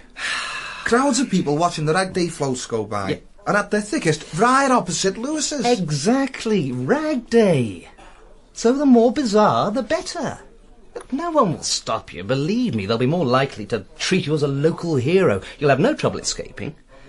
Look, all you have to do is get out there, dressed in overalls and a sandblaster's face mask, and sling Fred. I'll tell you how. Then, as the rag parade passes, I'll come over in the helicopter, you hook it up, away we go. Then after a few days, we'll have it found somewhere totally unexpected. Where? Well, talking of garden ornaments... How about someone's garden? Whose? Name of Colonel Rivers, my old boss. The army, wasn't it, before you come here? Yeah, sort of. How's Julia? Okay. Julia, of course, likes Epstein. What's that supposed to mean? Ragmag! Socialism today! I'm just trying to figure out your reasons for not striking a blow into the heart of enemy territory. Oh, I can see you wouldn't want to upset her. I never did myself. Which is why I've made it so easy for you with her. Why do you really want to do it? They got rid of me. Ragmag, 50p. Oh. Socialism today. No thanks. I can't stand the old jokes in either. You too, Mussolini. But what will it prove? How will it help you? It'll get around. The right people will hear about it. Offers will come in. And at the moment, I've got nothing. No regiment, no Julia, no prospects. I can't stay here for the next 40 years. Well, okay, I'll look for someone else. No, it's not as if I don't understand. Well, it must be about 30 foot high up there. And maybe Julia herself will be interested. I might just ring her about it. She's still at the same number. All right. When? You mean it? That's great, James, great. Now, a Rag Day parade is next Thursday afternoon, OK? Float's due to pass along Lime Street and past Lewis's at 1500. 3 o'clock? That's it. Look, you'll enjoy every minute. Action, excitement, thrill of the chase, eh? Oh, well, 7:45. Look, James, I'm afraid I'll have to push off. I'm expecting a phone call. No, not Julia. Not now. Well, I mean, the best man won, didn't he? Didn't he? And it ain't no use in turning on your light, babe. I'm on the dark side of the road. But I wish there was something you would do or say to try and make me change my mind and stay. But we never did too much talking anyway. But don't think twice, it's alright.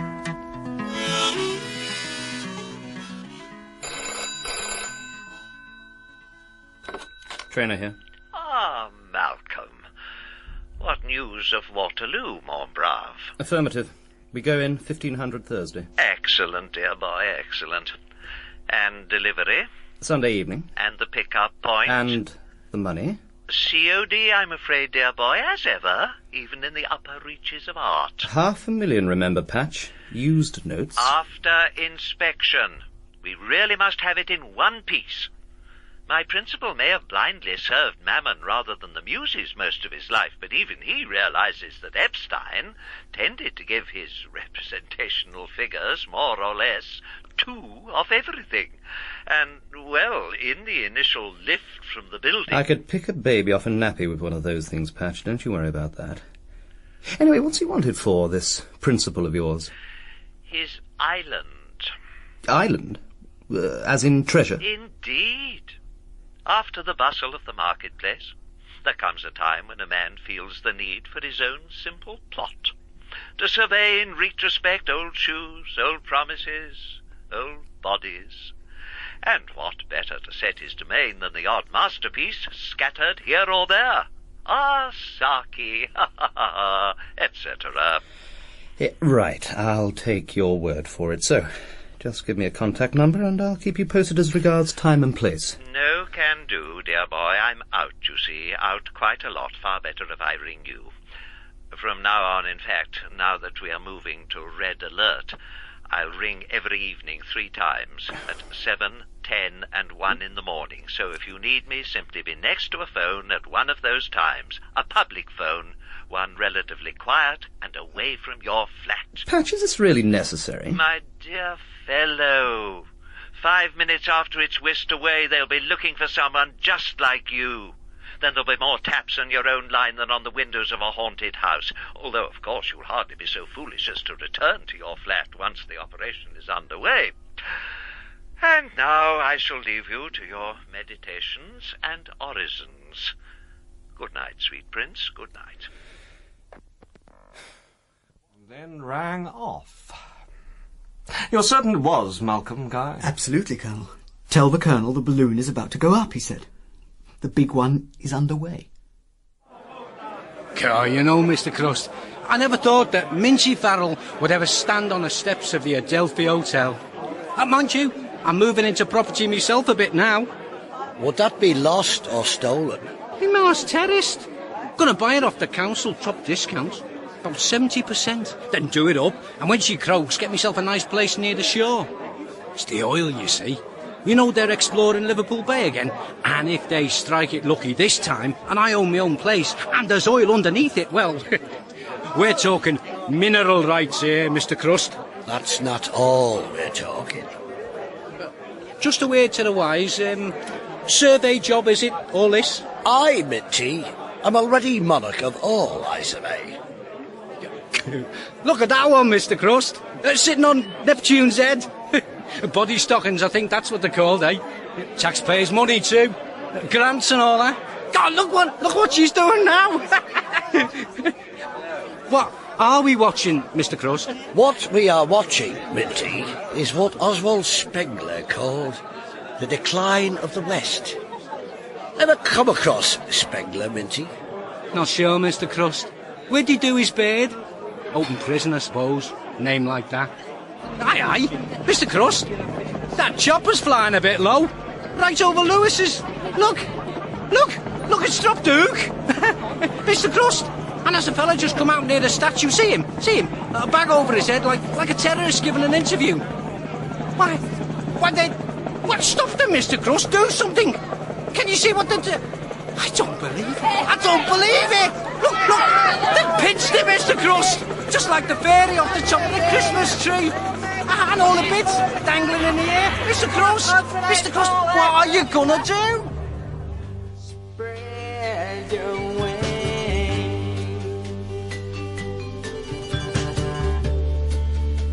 Come on, fly wild.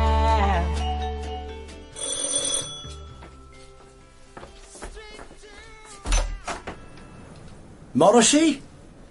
Miss Julia Morrissey? I wonder if I might have a word. Who are you? John Crust, Detective Inspector. Perhaps I should have used the intercom at the main door of the block, but I showed a lady going out me warrant card. Here. Yes. Well, come in. I'm through in the kitchen. Making some tea? Oh, that's very nice of you, miss. The cup which cheers, yet doth not inebriate. Cooper. Do many Liverpool policemen quote Cooper, Mr. Crust? The ones doing the same Open University unit as myself do. What about you, miss? Who do you quote? In your line? Oh, leading sociologists, psychologists, those sort of people. Research project, is it? I'm here for a year. The psychology of academic organisations and societies. Led me to Rag Day at Liverpool. What function it plays in the life of the university, what sort of support it has on and off campus, finances, you know the rounds, Inspector, I'm sure. What are you researching? The psychology of art thieves, with special attention to some recent developments at Burton Wood. Burton Wood? American wartime base just outside Liverpool. Oh, many a Liverpool girl caught her first glimpse of the promised land at Burton Wood. Disused now. Chewing gum wrappers mouldering in odd corners. Ghostly half-heard snatches of Glen Miller. Grass growing through the runways. Mm-hmm. At least until yesterday. And what happened yesterday? We had a helicopter land there. A helicopter we can't trace. And that had no business being there in the first place. So, why not get your coat, miss, and we take a little trip? Boiling hot Friday afternoon. Fresh air'll perk you up no end. And on the way? Oh, rag day stunts, sculptors, helicopters, and their pilots. Have we contact, miss? Good. So, then it's message received. And out. From fixtures and forces and friends your sorrow does stem, that hype you and type you and making you feel that you gotta be just like them. So I made inquiries to the rank secretary, who gave me you. Older, different, therefore suspect. So I then made inquiries about you, which gave me James Hanson, promising local sculptor and your current boyfriend, and also Malcolm Trainer, accomplished pilot and your ex-boyfriend. A heady mixture by any accounting, but when linked to the theft of a sculpture of national importance by helicopter, well, you don't need a magnifying glass to realise it's a bit iffy. Terrifying, aren't they, those juggernauts? Our traffic people say the weakest part of any car is the nut that holds the steering wheel. Must be doing about 80. Wonder where the police are. Cutting the bodies out of the last one. Flying lessons, was it? Where you met him? Malcolm? Well, in the postgrad bar initially. He invited me out to the airfield. The rest followed naturally. Ah, well. One night we went to a private view. I met James, and before I knew it, trite though it must sound, my knees turned to water and my thoughts to children. You married, Inspector? I'm a policeman, miss. Here we are. Burton Wood turn off. It's them did it, of course. Your friends, Malcolm and James.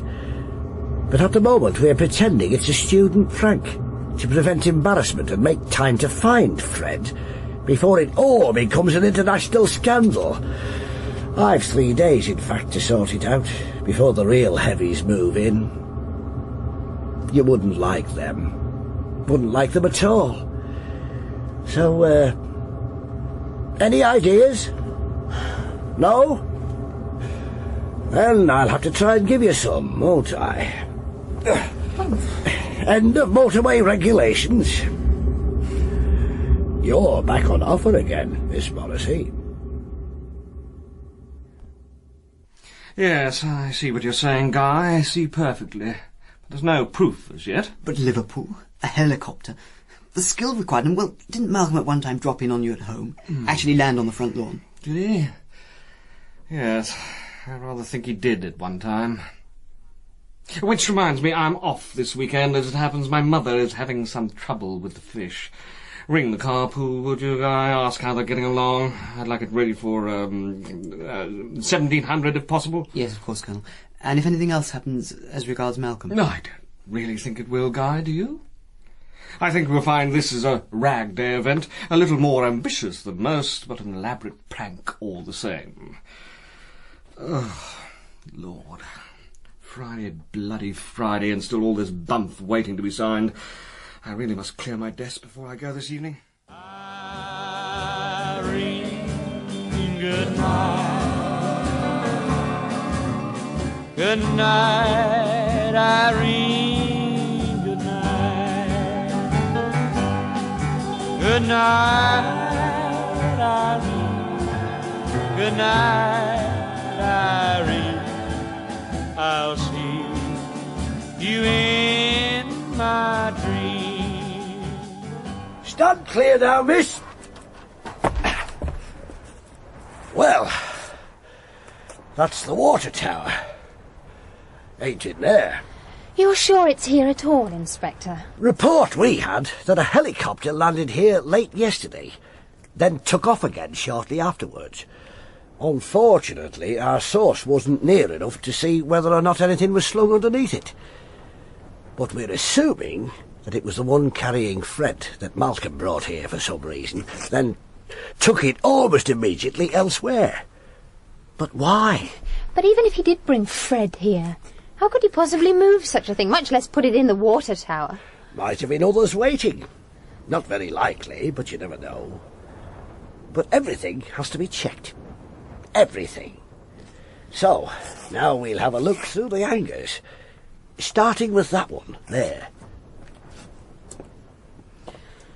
I find this sort of creepy. The stillness. And the sun. God, the way it bounces off the tarmac. I'm taking this top off.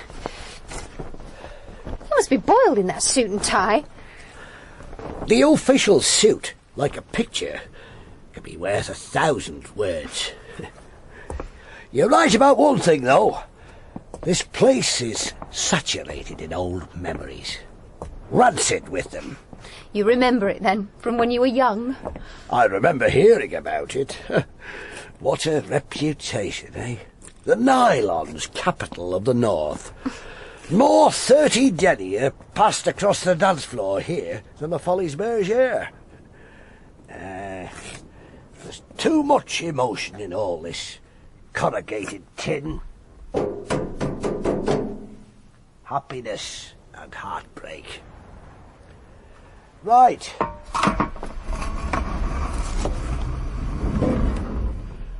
Follow me. All you gotta do is ring the bell.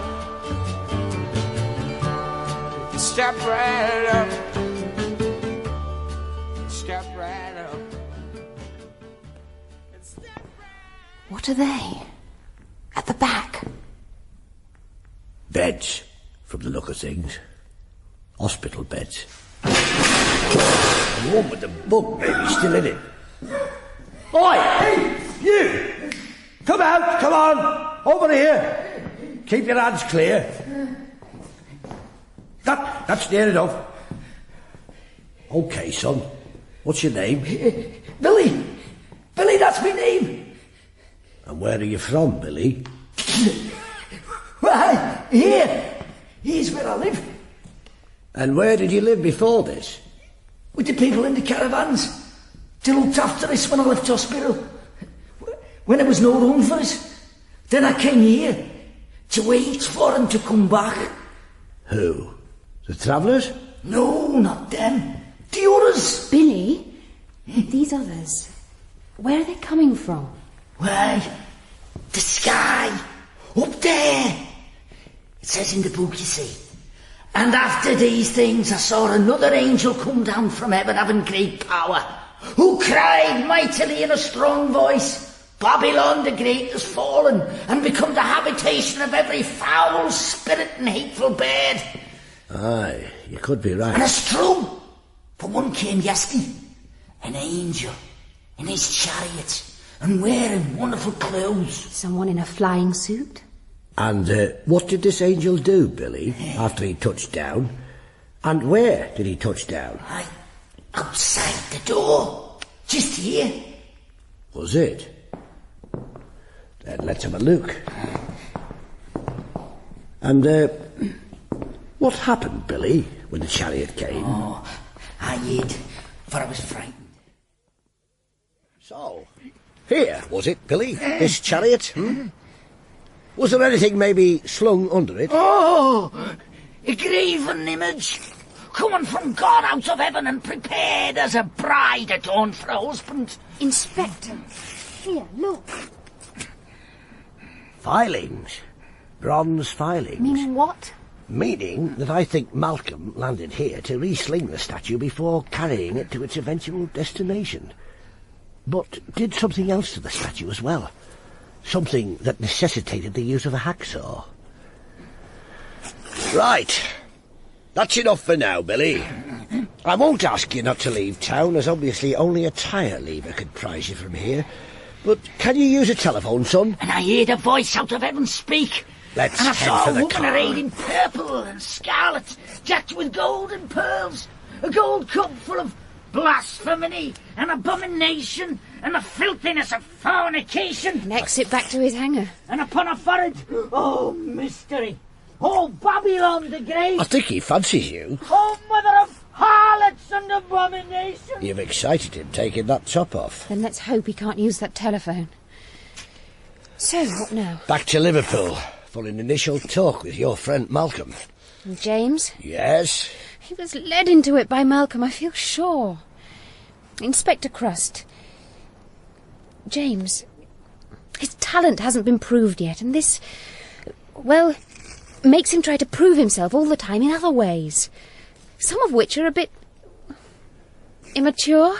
That's no defence. Then what is? Cooperation. See, God, it's hot, isn't it? So tell him that.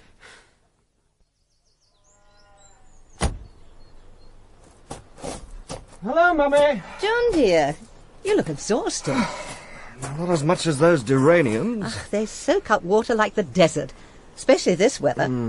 The fish are dying in the ponds, John, turning white and floating belly up. Sounds like an oxygen problem brought on by this blessed heat.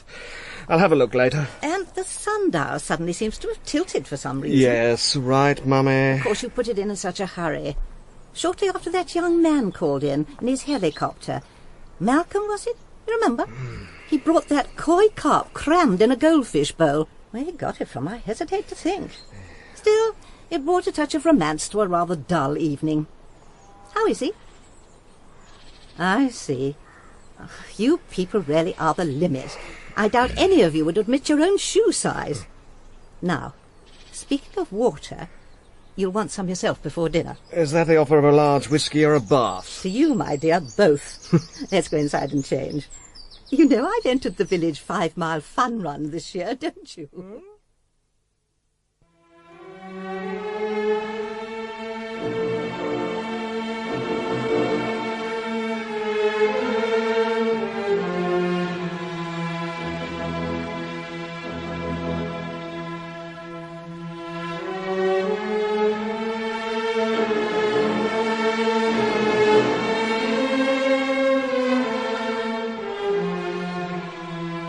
Malcolm! Hello, love.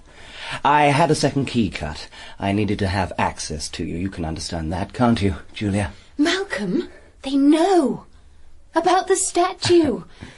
Where is it? It's en route, Julia. En route to give us a new start. There'll be enough money then. Things can be worked out when there's enough money. Anything can. Decisions made calmly, logically. Malcolm, how much was James involved in all this? James? But he's legally culpable, that's right, isn't it? $500,000, Julia. New identities. We can make this work. Malcolm, it's not money. It never was. James and I did feel a lot for you, Malcolm. I still do. But it's not like that any longer. James sort of makes up what's missing in me. I feel when I'm with him I become whole, that we're a unit. It's this artistic thing, isn't it? He's second-rate, you know. It's not there, what it really takes. I'm the real artist. This robbery, the flair and planning required. Oh, yes, that needed something different.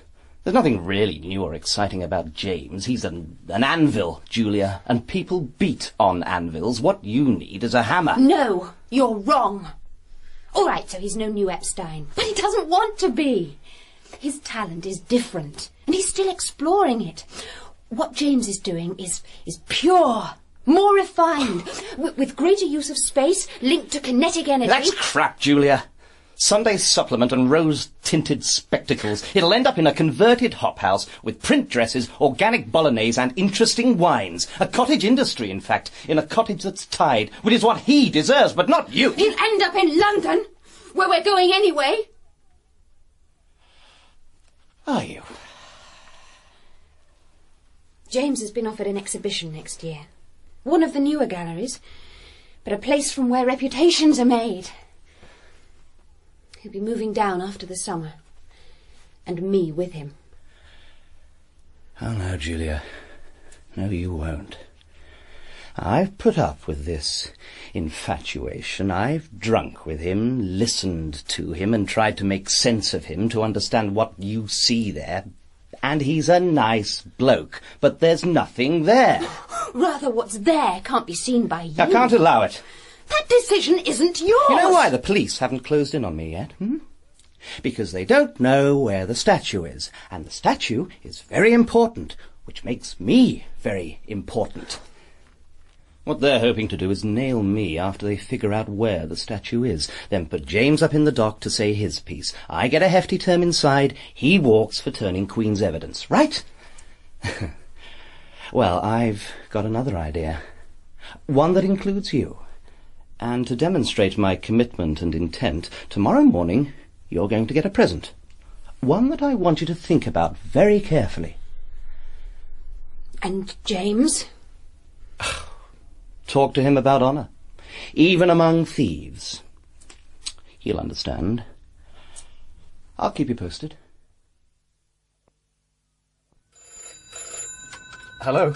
Ah, you dear boy. Many congratulations on the hoist, if you'll forgive the pun. Both my principal and myself are pleased, very pleased. Good, because there's something now you and your principal can do for me. As well as 500,000. 2 passports. And the names? How about Mr. and Mrs. Patch? Ah, I see. The love of a good woman. Alas, cruel nature neglected to give me any interest at all in the female form divine. Like that, is it? Mine is another goad. The embankment. Patch, old Seacole, my classics master, would say to me, tenses, Patch, tenses, tenses, tenses. Remember, Patch, he'd continue, twisting my ear until I screamed. There's many a man sleeping on the embankment tonight because he didn't learn his tenses. Get a move on, mate! The missus is about to drop one! Patch. And ever since that day, every time I pass a bench on the embankment... Patch! There's a queue out here as long as a goods train. Especially on those shrouded, Whistler nocturne-like evenings, when all the... About bleeding time. What would you do if your duty was at the Sarton Gate, pal? Right, sorry, I'm off to arrange delivery myself, as it happens. Hey, are you a doctor, then? What sort of outfit's that? Combat jacket and trainers? Here, I need you. Hey, where you going, pal? It's your duty. Hey, come back. You're not a doctor, not like that. Rag-ass bastard. Here, look, in this box, by special messenger at 7 o'clock this morning. Ah. A finger. A bronze finger. One of Fred's fingers, in fact. He's watching too much television. And this note. Which says what?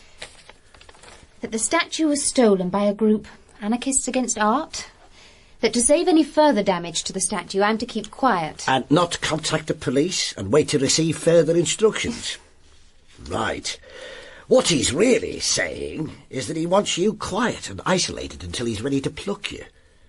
What I'm saying is, I want a word with your sculptor friend James off the record. Can you get him to my local tonight, early evening, about 7ish? Yes, easily. I think now he's beginning to realise the implications for both his life and career. Then work on that. OK. This morning, I'm going to do a bit of checking on friend Malcolm, background and stuff. And if possible this afternoon, I'd like to speak to someone about James. Someone who knows him, both as an artist and a man. An old teacher or something. Now, don't worry, love. I'm out to help you both. But I've got to know how to steer him, your James. Now, give me a name. It's all one way as far as information goes with you lot, isn't it? Ours is not the reason why. We're the sinks that catch all the public's spew, miss. But most of us are stainless, so not much stinks. You're worried about nothing, take my word. Now, what was it again? That name I wanted?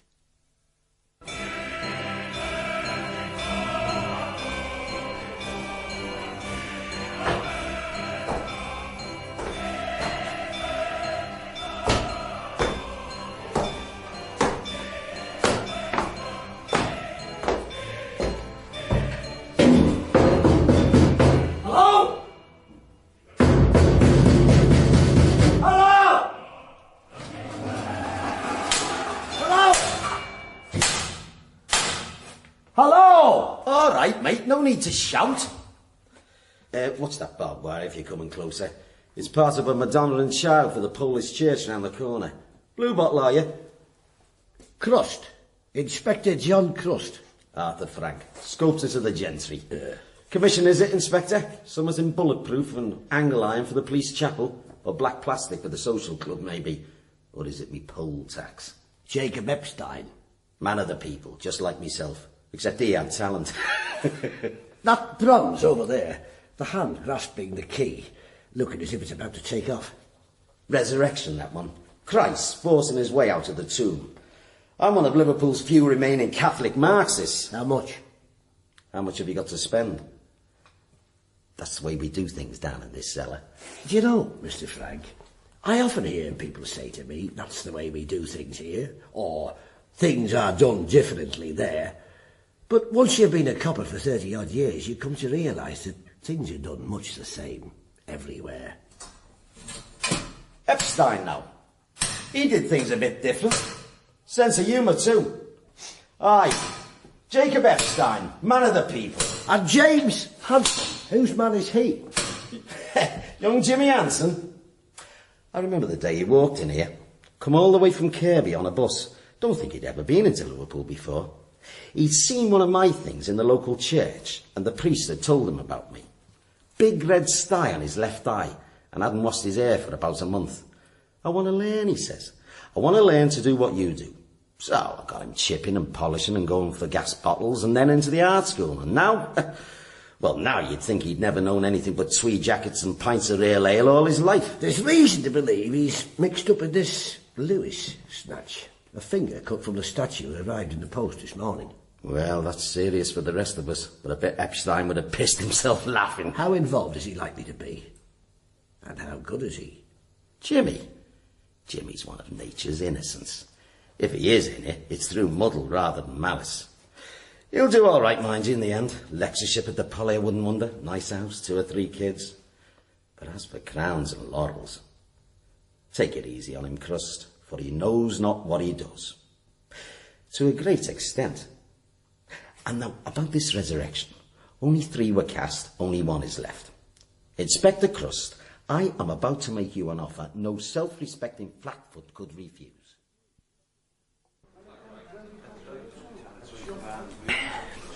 So, Minty, what news on the Rialto?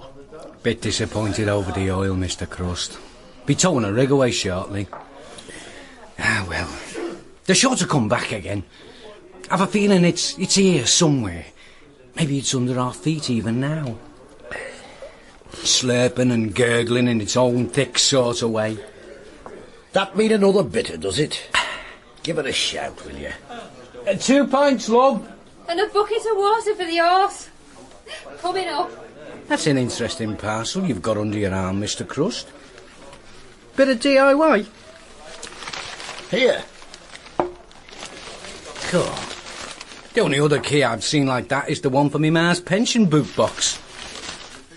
Well, what is it anyway, Mr. Crust? That, Minty, is high art. Bit like the statue, you mean? Get it? High art. You know, the one on the doorway above Lewis's. Minty? Yes, Mr. Crust. I don't know what to say to you, Minty. Yes, I do. Give the barmaid another shout and tell her to put the drinks in the back parlour. Our guests have arrived. So you're Jimmy Hanson, are you? Don't eat your nuts and crisps like that, Minty. People are staring. Jimmy, or James, I thought you'd forgotten me. Scientific neglect. Soften the suspects up by giving them time to brood on their possible fate. Oh, that's the way it is these days. All psychology and rules of evidence. What I think, James, is you were conned into helping friend Malcolm to steal the Lewis statue. I don't know what cock and bull story he fed you about the reasons for stealing it. What I do think is that his intention was, and is, to move it into the underground art market, from where little returns. And beyond that, to realise a large sum of money for it. I also think that he has now gone to ground, far, far beyond the suspicion of arrestable offence barrier. He's certainly not been back to his flat. I also think that if I did arrest him, he would say that on the afternoon the statue went missing, he was with you. He would, in fact, expect you to provide him with an alibi. Now, James, on that afternoon, were you with him? If Malcolm were arrested and said he was with me, then obviously he must have been. I don't believe it. Did you listen to anything I said to you, James? Your career, London, our life together? We've got to start afresh if we start at all. You can't go anywhere, do anything worthwhile with this sort of shadow hanging over you. Tell him. He already knows. But until Malcolm's arrested, there's no knowing what he'll say. I'm off, love. To arrange about those slides of my stuff for the gallery in London. Inspector, I appreciate your offer. Honour's a fine thing, son. Lots of gravestones will tell you that. But it's in our acts towards those we love that it finds its truest expression. No, wrong. It finds its truest and purest expression amongst those who operate within the same psychological parameters. It's not only the statue Malcolm wants, you know. He wants back what he believes to be his, and I'm only sorry I can't give it to him. Right, love. I'll get going. Bye, Inspector. Minty, see you again sometime. Yeah. Cheers, folks. You know, Inspector, I feel quite proud of him after that. I feel quite worried. Right, Minty, you human bloodhound. Oh, nay, not again, Mr. Crust. You know I always lose them. I just want him to be seen to be followed. OK, vamos. Which leaves you and I, miss. Come on, let's walk to the nearest takeaway. Then we'll get a cab. It may be a Saturday night, but I think you need an early one.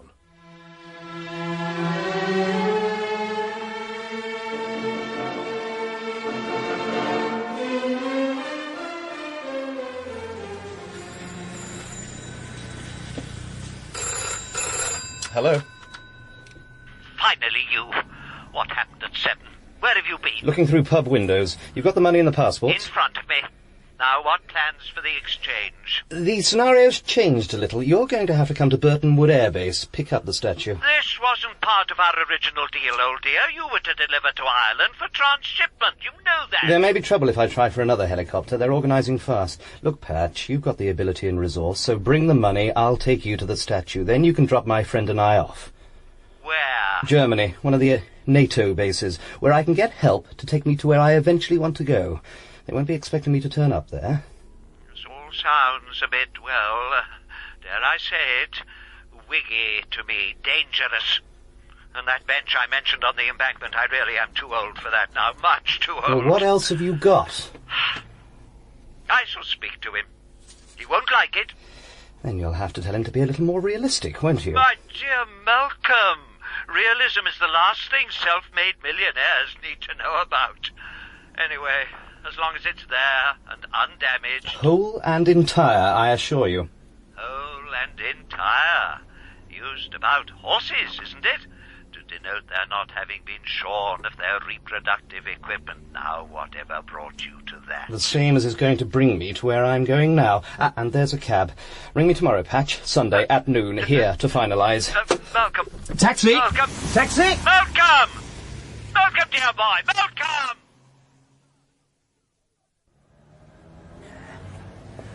Luke on it as a present. Long time since I bought a pretty girl a meal. Oh, I don't know why I use this place. I often think what he serves here is cultural revenge for the sacking of the Summer Palace. Walk for a bit.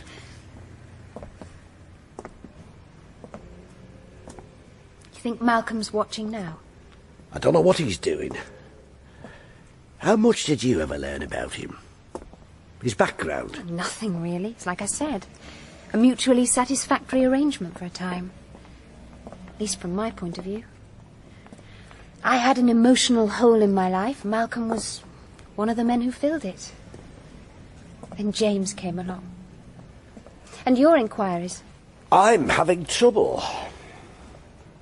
He didn't use a helicopter from the university. This means one from an armed service base. This means retaining enough documentation to walk onto a base and get one. This means whatever outfit he was in carries enough clout for him to be able to do this. And what outfit's that? Oh, I kept coming up against a veil of silence. One of the 7 veils of military intelligence. These things can be checked out eventually and people made to speak, or at least brought to hesitant affirmation, but by that time the statue will be well gone. So we're going to have to hope he makes a mistake in the next day or so. Because that's all I think I've got left.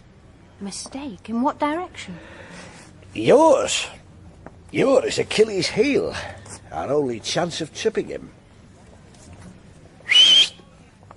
Taxi! The click and clacking of the high-heeled shoe. Ford and Fitzroy, Madam Joy. Hello? I rang about an hour ago. You said call round. Oh, hi, fella. Eddie of Eddie's Escorts. You like a drink? Got a Coke? Oh, yeah, sure. Let me get one out the icebox. Busy? That's my best time. About now. There you go. Top reps, people like that. Wine, dine, phoned the wife, eh? Watching the box in the hotel bedroom. Well, they get you thinking. Must be something better than this to do, eh? Big city, all that. So there. Ask the portier. Look up the yellow pages. Eddie's Escort Agency. Prime selection from all sexes. So, what's your poison? Women, right? 1, 2, 3, 4. 1. Medium height, dark haired. Bit like that girl in that American soap. Yeah, hey, slow down, pal. I got the albums under the counter here. Here, this one. Brunettes, look through this. You want to do a line while you're browsing? Help get your plugs sparking? I'll lay it out for you. Just goes on the bill like everything else. Big expenses tab, I bet. Dude like you. He's much older now, we've had on drinking wine. And that smell of sweet perfume comes drifting through. Here, another Coke. Have you found anything yet? This one. This one's the nearest. Oh, nice. Monday. Tonight? Now? Tomorrow, Sunday. Tomorrow evening. No new plans ahead. One thing, today and tomorrow, Saturday, Sunday, well, you know, weekend rates. I couldn't begin to tell you the trouble I get with unions. That okay? Sure. Oh, fine. Here, have a drag on this. Tie red, best around. It got you in the knees, eh? Oh, wow. Look at your eyes. So, what you say? The dope goes on. Story of my life. All right. Well, it's getting late. Just it is, just it is. And this time I thought you'd slip into your slumber. John, I heard the phone. It's very late. Something wrong at the regiment? It was Guy. I had a couple of calls earlier. Inquiries are being made about Malcolm. Oh, dear. What's he done now? The Lewis's statue business. You must have seen it on the news. And that was Malcolm, was it? How extraordinary. That was one of the calls. An inquiry about Malcolm. The other call was from Malcolm himself, wanting to speak to me. Guy, without thinking, told him I was having the weekend off, which means he knows I'm here. It appears he has a present for me. But surely... I mean, a fish in a plastic bowl is one thing, but a bronze statue... Surely he doesn't think you're going to breed them as well. I'm sorry, dear. Assume he stole it for money? Well, partly. Partly to prove a point. Let's go through to the kitchen, Mummy. Mm-hmm. This is quite complicated, and I may need your goodwill before it's finished. Tea? Coffee? Cocoa?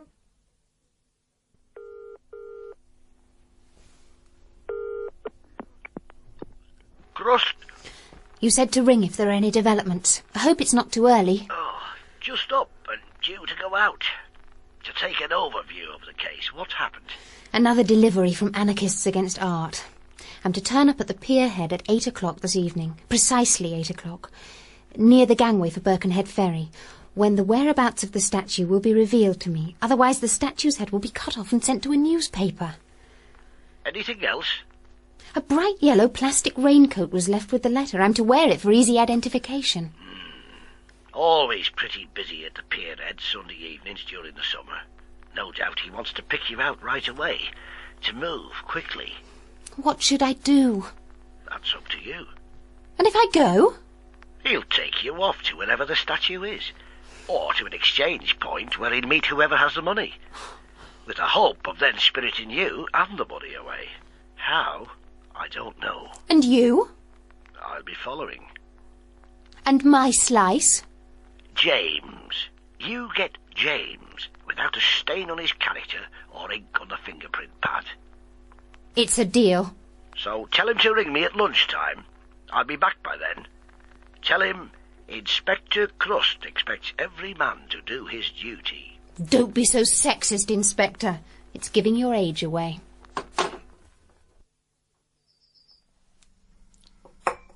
I've been thinking over what you were telling me last night. With what conclusions? Time to send for the troops. Ground control to Major Tom. 7, 6. Commencing countdown, engines on. 3, 2. Check ignition, and may God's love be with you. Come on, in you get. Inspector Crust, innit? That's me. Sergeant Lyons. Lasso Lyons, they call me, from the way I corral those critters on the motorway and football matches. You afraid of heights? Not at the moment. Hold on to your Stetson, partner. Yeehaw!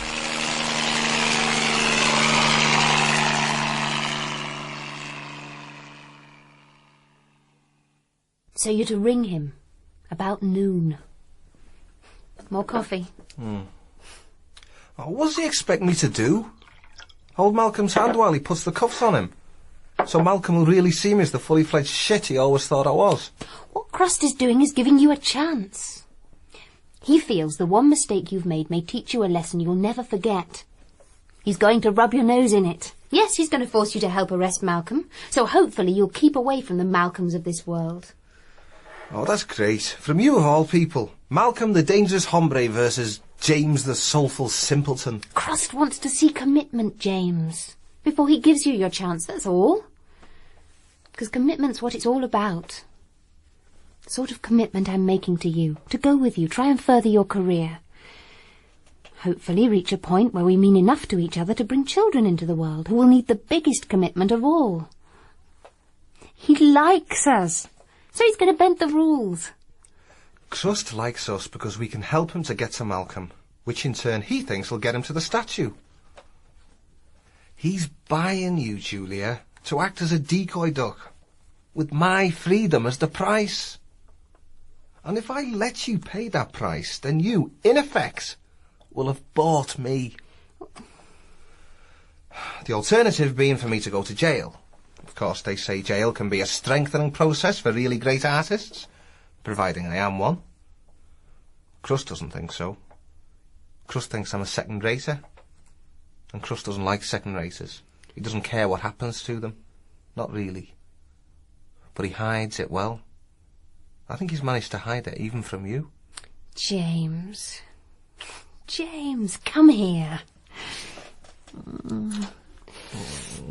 God, it's still so hot. I think I'll have to take my top off. La mer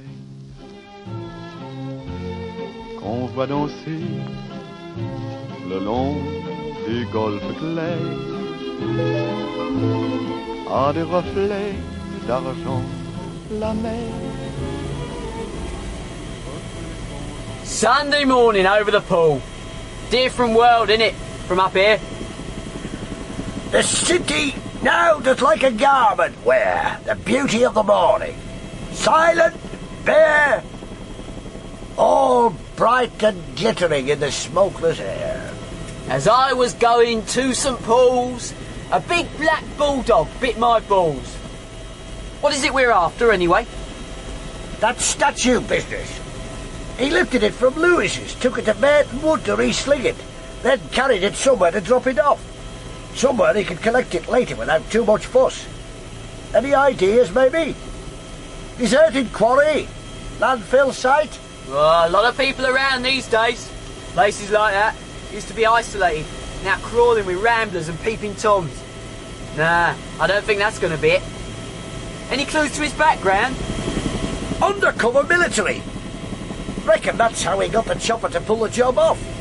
Commandeered it from some forces airfield somewhere on the quiet. Did the job. But even he couldn't have brought something like thread back to an army base and hoped to keep it quiet. No. It's stashed, but well stashed. Christ, that boat down there in the Mersey. Looks like one of those half-crown tin ones you used to see as a lad. And what about the oil rig? Like something you make from your Meccano. I used to get a box every Christmas. My snout, Minty, is a great one for playing the oil market. Reckons they've found nothing again this time. Yeah. Last couple of days the comings and goings have slowed down. They'll be towing it away shortly. Still, I reckon they'll strike it here in the end. OK. That's enough. Give me a run over the Liver buildings, will you, mate? I've a date there tonight. Here come the man, here come the man, and he said the show must go on. Well, top floor in the Liver buildings. Not a ship on the river. Liverpool closed until further notice. Do you know, I remember seeing a copy of Lloyd's list once from before the war. Thick as a Roman missile. Now you can fit the whole of the Merchant Marine in a paperback. 8:15. Here, son. Warm the binoculars up. You know, Lewis's once had Brunel's Great Eastern parked out in the Mersey. Hired it to advertise the firm. Crust, she's here. Julia, in the yellow Mac near the ferry. She shouldn't be. Not at this time. 8 o'clock, he specified. Here. Give me those glasses. Ah. So it is. And there's the man himself just joined her. What the bloody hell's going on? What's he doing with her? Oh, is she okay? Oh, come on. Crust here. To all units, converge on ferry. Targets in position. Oh, what's happening? Standing at the rails, leaning on them. Malcolm with his arm round her, pointing out to sea. Now he's... Jesus Christ, he's thrown her in. Them bells go ting-a-ling. All gather round, and sweetly you must sing. Come on, back now. Come on, pal. Prove yourself. Yeah, and you. Oi, where are you going? Crust, CID. How is she? Oh, a bit waterlogged, but otherwise... OK, just let me in there. Julia! Julia! It's not her. No, it ain't. Very much the same, but not quite. Hello, love. Feeling better? Who wants to know? My chest is full of water. Police, love. Now, who are you? Come on. This is important. Mandy, from Eddie's Escorts. I'm just about fed up with that Eddie. All the time he keeps telling me he's going to take me to the Isle of Man. Instead, all I get is a load of perverts. That one last week, for instance, had me standing on the toilet seat for an hour holding a crucifix while he flushed the chain and sang Rock of Ages. Should have stuck to me stripograms. At least I knew where I was in there. Bleeding river. The water tastes like last night's lager. Got a fag, boss. Help me with me breathing. Listen, love. That bloke you met here, he's pretty dangerous. Is that right? Look, did he say anything? Anything at all? He just said he had something to show me. Most of them say that when I meet them. Took me to the rails, pointed over the water, said, "There she lies, me beauty," and then threw me in. Crust, it's 8 o'clock. Where's Julia? Oh, what's Malcolm done? Found a Julia look-alike. Got her down here knowing we'd be watching. Threw her in the hogging, knowing it'd bring us all down. At which point he's already slipped off and met the real Julia back up the road. Harry Houdini couldn't have surpassed it. Come on, son. Let's head for the car. Oi, what about me? I'll ask the sergeant to organise a lift home, love. Right, let's go. Lift home with you bunch. Not bleeding likely. The perverts are bad enough. Pigs.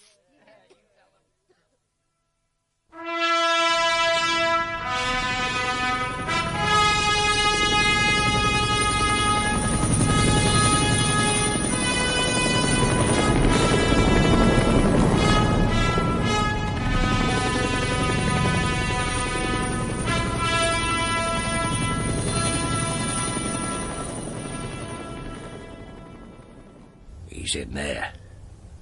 Inside the hangar. You sure? It looks black as pitch. I'm sure. Come on.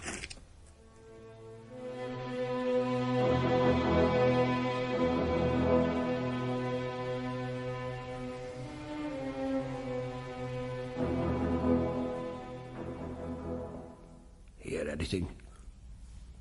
No. How about you? Just move forward very slowly. There's a load of collapsible beds, crates and stuff ahead. Bit of a way to go yet. Inspector, a glimmer of light. Look, up ahead. Yeah, right, OK. You go first. I'll cover you from behind. Slowly does it now. Through there. Crates, I think they are. OK, but quietly.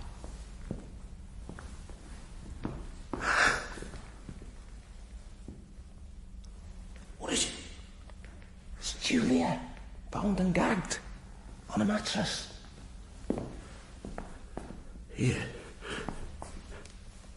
OK, son. Go and do your stuff. But won't he be waiting for one of us to move into the light? Yeah. You, go on. I'll cover you.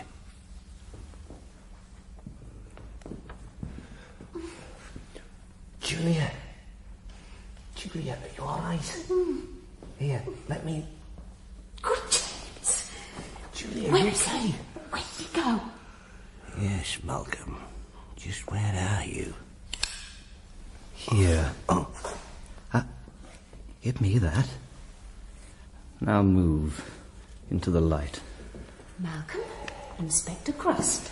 You, Crust, tie James up. You hear me? Julia, get that electric flex, hand it to Crust. No, give it to James instead to tie Crust up. Then I'll deal with James. And then you and I will be ready to go.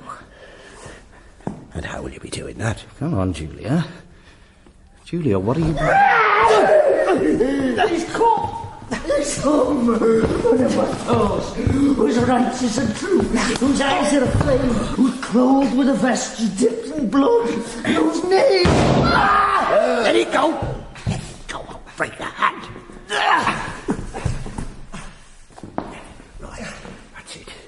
Stay there, Julia. How's Billy? Is he alive? No, go to Billy. Go to Billy, love. James just got caught smack with the side of the gun. He'll be all right now, so check Billy.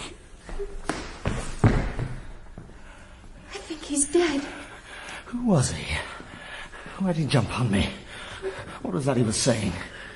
That you're in trouble, Mr. Trader. You call this trouble? I've seen the sort of trouble people like you don't know exist. And I've seen the sort of sentences people like you don't know exist, and you'll be serving one. I'm afraid not. No one, not even you, madam, stir. About bloody time.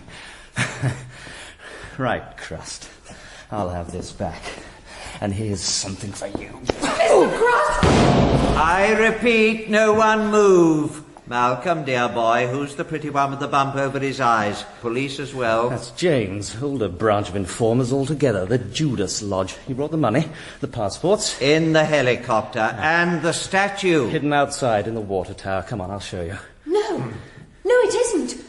We checked the water tower, Mr. Crust and I. There's nothing in there at all, nothing. What are you doing, Malcolm? You've shot that man. Came here to help you, Malcolm. You're killing everybody. What are you doing? Shut up! Shut up, I say! Over there, under that sacking. There's a package. Go and get it. Go on! There's only this. A chocolate box tied with a pink ribbon. Right, Julia. We're off to our new life. Malcolm, it's crazy, all this. Where are we going? Well away. Now, quickly. We've a call to make en route. Come on. Come on!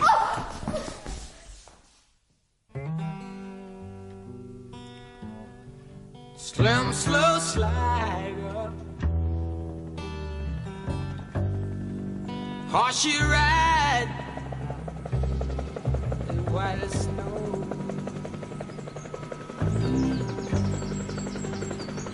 Slim, slow slide up. Horsey ride. Here he is. Everything ready, Guy? All in position, sir. Now, Mummy, I really do want you to wait inside. Do you? There goes the sundial. Guy, take up your place, would you? Mummy, I'd like you to go back into the house. At least go inside the French windows. All right. I suppose I'd better go and have a word. Malcolm? Is that you? Colonel! Just called in to see you en route. How's your mum? A bit tired tonight, I'm afraid. Though she'll be sorry she missed you. Yes, well, you saw my coup, of course. Read about it? Heard about it? You recall what I said in your office? It really was you. Oh, absolutely. Who else? And I got the girl as well. You recall your doubts on that too, I hope. In fact, she's waiting just inside the cabin door there with a present for you on her knee. Julia, hand me out the package. Julia? Oh, damn. It's a bit shaky at the moment. We had some trouble getting away. I'll have to get it myself. Malcolm, don't take anything out from the helicopter. Do you hear me? In fact, I'd like you to come up to the house, if you will. Sorry, Colonel, but I'm already late. It's, just a token. Something to crystallize our relationship, and then I'm off. Don't reach back inside, Malcolm. Certainly don't take out any packages. Malcolm? Here it is, Colonel. Nothing more dangerous than a chocolate box with a nice pink ribbon. Here, take it. Don't, Malcolm. Don't come any nearer with that. Malcolm? Malcolm? Guy! What? Don't! You all right, sir? I couldn't really see what he was up to. Well, he's not up to it any more. I'll check the cockpit. Hello? Are you all right? Hello? John! Mumsy, Have a look in here, will you? There's a girl. Arrived with Malcolm. Pretty far gone in shock, from the look of things. James? Please phone James. Please? Need a doctor, that's the first thing. What on earth's this? Large chocolate box tied with ribbon. I wouldn't touch that, Mummy. Malcolm brought it as a present, but knowing Malcolm... Nonsense. If Malcolm had brought a bomb, he would have told you so. There was no side to him. I knew that as soon as I saw him. Here, Guy, open it. On second thoughts... What is it, Mummy?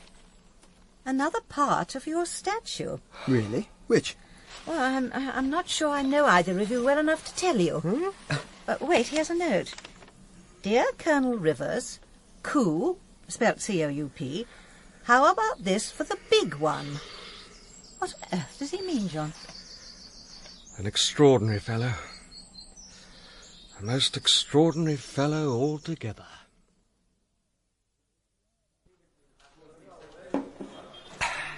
So, there we are, Minty.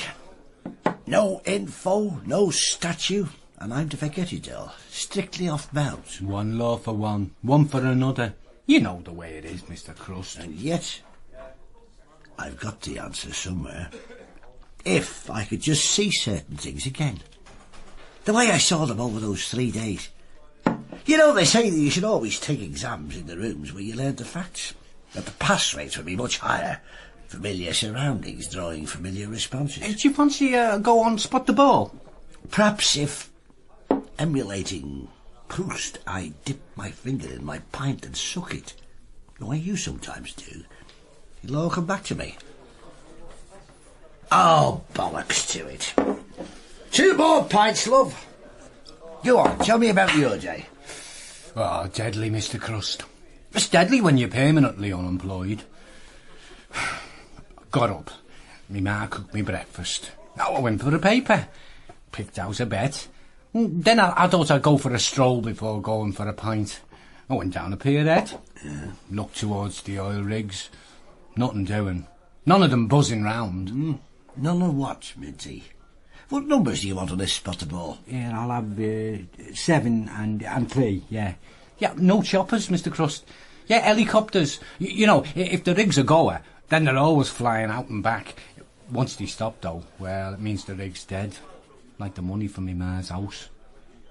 So what you eventually got round to telling me is that the one place a helicopter could safely land without drawing any attention to itself would be on an oil rig. Common as kites over China.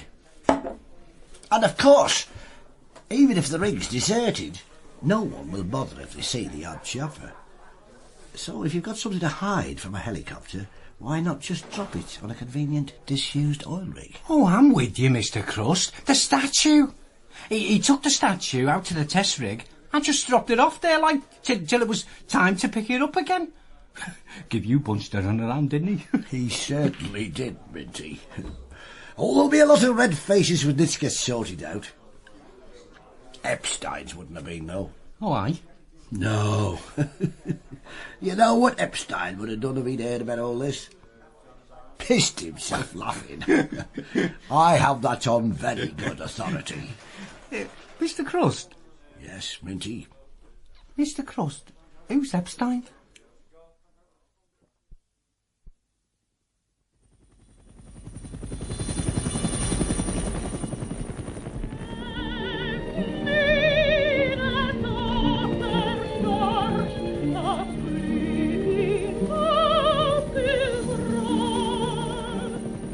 In The Finger of Suspicion by Vincent McInerney, Inspector Crust was played by James Ellis, Julia by Carolyn Backhouse, and Malcolm by Kim Wall. Minty was Bill Monks, Guy, Richard Pearce, Colonel Rivers, David Bannerman, Mrs. Rivers, Peggy Ann Wood, and Mr. Patch was Peter Copley. Billy and Eddie were Christian Rodsker, James was Brendan Charlson, Arthur Frank, Richard Tate, and Mandy was Cheryl Maker. The Finger of Suspicion was directed in Bristol by Sean McLaughlin.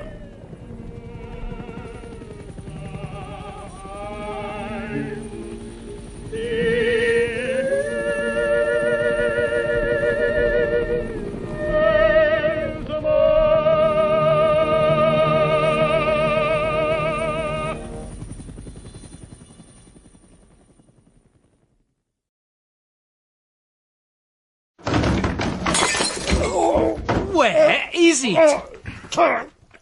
My shoulder! My shoulder! You're going to tell me, Gottfried, one way or another. So, let's begin again. With that arm of yours.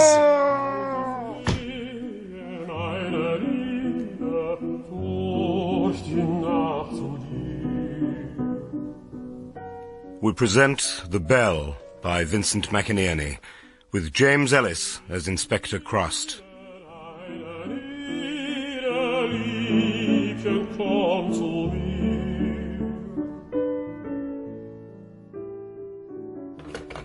Mrs. Moran! Margaret! So, you're finished, Father. Here, some tea. And His Grace? Not the same man who used to sit in the presbytery of St. Mary's with me, I'm afraid. Although, still gets up with the Morning Star. It's agreed. To think. The crypt, a bingo hall, a bar. What will they all feel, I wonder? Those poor souls buried under there. Little they'll know. There's a firm comes in now, exhumes the bodies. Well, all due rights of the church, of course. Oh, I'm surprised there isn't a law against it. There's one against everything else. And just permission from a surviving relative to move anyone buried within the last 50 years. Which won't apply to us, I'm sure. I've never seen such a mouldy, damp place. It's only the bones of saints and martyrs in there. Except old Oliver Bright. Oh, yes, him. And whose exhumation may, if you forgive such a macabre pun, open another can of worms altogether. And now I'll go down for Mass. Isn't she coming to see you this evening? Elizabeth Bright? Indeed. You know, they were together the first time I met them. Her and old Oliver, grandfather and granddaughter. Standing together, holding hands in the aisle, looking at the Easter flowers. Hair like the daffodils. I always feel daffodils are the Easter flower. Hey, Father, is it true, what they say? That something was buried with him, inside the coffin? Only my predecessor, Father Kennedy, could answer that, Margaret. So now only God knows? Hopefully. Keep a fire burning in your eye. Pay attention to the open sky. You never know what will be coming down. It's in the hall, George. Parcels depot, British Rail. Please. It was nice of you to make the effort so early. Taxi driving, like everything else, is adjusting to market forces. Besides, I didn't finish my essay till 3 this morning. This top one. Oh, yeah. God, what's in here? Family jewels. Looks old enough. So I thought, sit up, do a bit of reading. Got no lectures today. Course going well. I'm worried about me finals. Still, if you're a mature student, you've got to act the part. I'll put it on the back seat. No, seems a shame having to sell a beautiful house like this. Well, Georgian facades are difficult to justify against cardboard boxes. This part of my life is over. I saw an account of the sale. You know, your father's stamps and that. Well, someone in the pub was talking the other night. Your family, your grandfather. How many ships was it he owned? Hey, if you could hold the door while I waggle it in. When I was a girl, I knew all the names, everyone. I'd sit and recite them, and he'd give me a shilling. But the ships went, the stamps are gone, and the last of the smallware goes to auction this afternoon. George, 7 this evening? To take me to St. Mark's. I have to see Father Kennedy. Sure. Hope everything goes well in the sale. Look after yourself. £600. One pair of Chinese vases sold to number 451. A few moments, ladies and gentlemen, while I hand over to my colleague for the latter half of the sale. And lot 503 is withdrawn if you wish to mark your catalogues. Thank you. Herr Müller. Gottfried. Ah, Tarrant. You here too? Mitzi. Only you, Mitzi, could find a dress to wear at a smallware sale in downtown Liverpool, and then have the courage to put it on. Tarrant? Bob, Mitzi. Remember? Gottfried Müller, I thought, buying Chinese. No way for a philatelist to behave. And £600. You realise the marks aren't period? Oh, of course you do. So what have you seen, Gottfried, that the rest of us have missed? Here, in the vases, stuffing, newspaper, and yes, later than the date marks, but under. An envelope, a stamp, American. Not truly rare. The vases, in time the money will come back for them. And you, Terent? The bright ships and memorabilia went a long time ago. Or is there one tied up at the Liverpool pierhead that one of us has missed? The passing of one of the great shipping families. Who knows what may have surfaced. Let me buy you both dinner tonight. Where are you? The Criterion. Mitzi has to go out of town to view her small collections. So, thank you, but perhaps some other time. Mitzi, my dear, I'm tired. And the hotel, I think. I'll just arrange for the vases to be brought round. But next time, Terent, dinner, and on me. So protective. We could try again. Last time, I wasn't myself that big deal. Here's my number. An anonymous motel as usual, I'm afraid. You are a horrible man, Terent, horrible. You hear me? The things you said, what you talked about doing to people. Put it in your pocket, Mitzi. Now, that stamp, what's he playing at? What's it really worth? He told you. Rare, but not unique. Then why? What date is it? What year? Oh, 1912, if it is what it appears. What is it that struck you, Terent? Ladies and gentlemen, good afternoon. Lot number 432, a Staffordshire group. £70. 65. Come, who'll start me at 60? Welcome to the Hotel California. Such a lovely place, such a lovely place, such a lovely face. 5 o'clock. Now, you're sure of this, Mr. Rissy? Well, I always stand in the lobby at that time of evening, Inspector Crisp. Horatio at the bridgehead. Crust, sir. Inspector Crust. Yeah. The old German gentleman came in, told me someone would be coming round with a pair of vases that I was to send up to his room. I noticed his niece, this lady here, wasn't with him. Well, the vases came, and I went off to the kitchens. The second chef, of course, real little Medici. Then Vera, Valium Vera, heard screams of agony from his room. I decided to investigate, pardon me taking the bread from your mouth, and found that. At which point Miss Müller walked in. And you've touched nothing? Neither a drop nor a door handle. Then I'll speak to you later. I do hope I've done the right thing, Inspector. All the way down the line. Then, can we keep this out of the papers? Later, Mr. Rissy. Yes.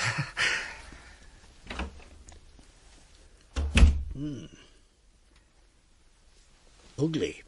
The smashed room, the manager. Oh, Gottfried. Rissy says Mr. Herr Muller was your uncle.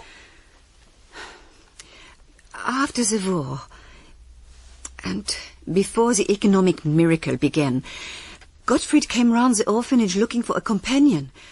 So perhaps he was more of a Dutch uncle, is it? And how old were you then, when you became his companion? Oh, 2, 3, 4. There were no records left.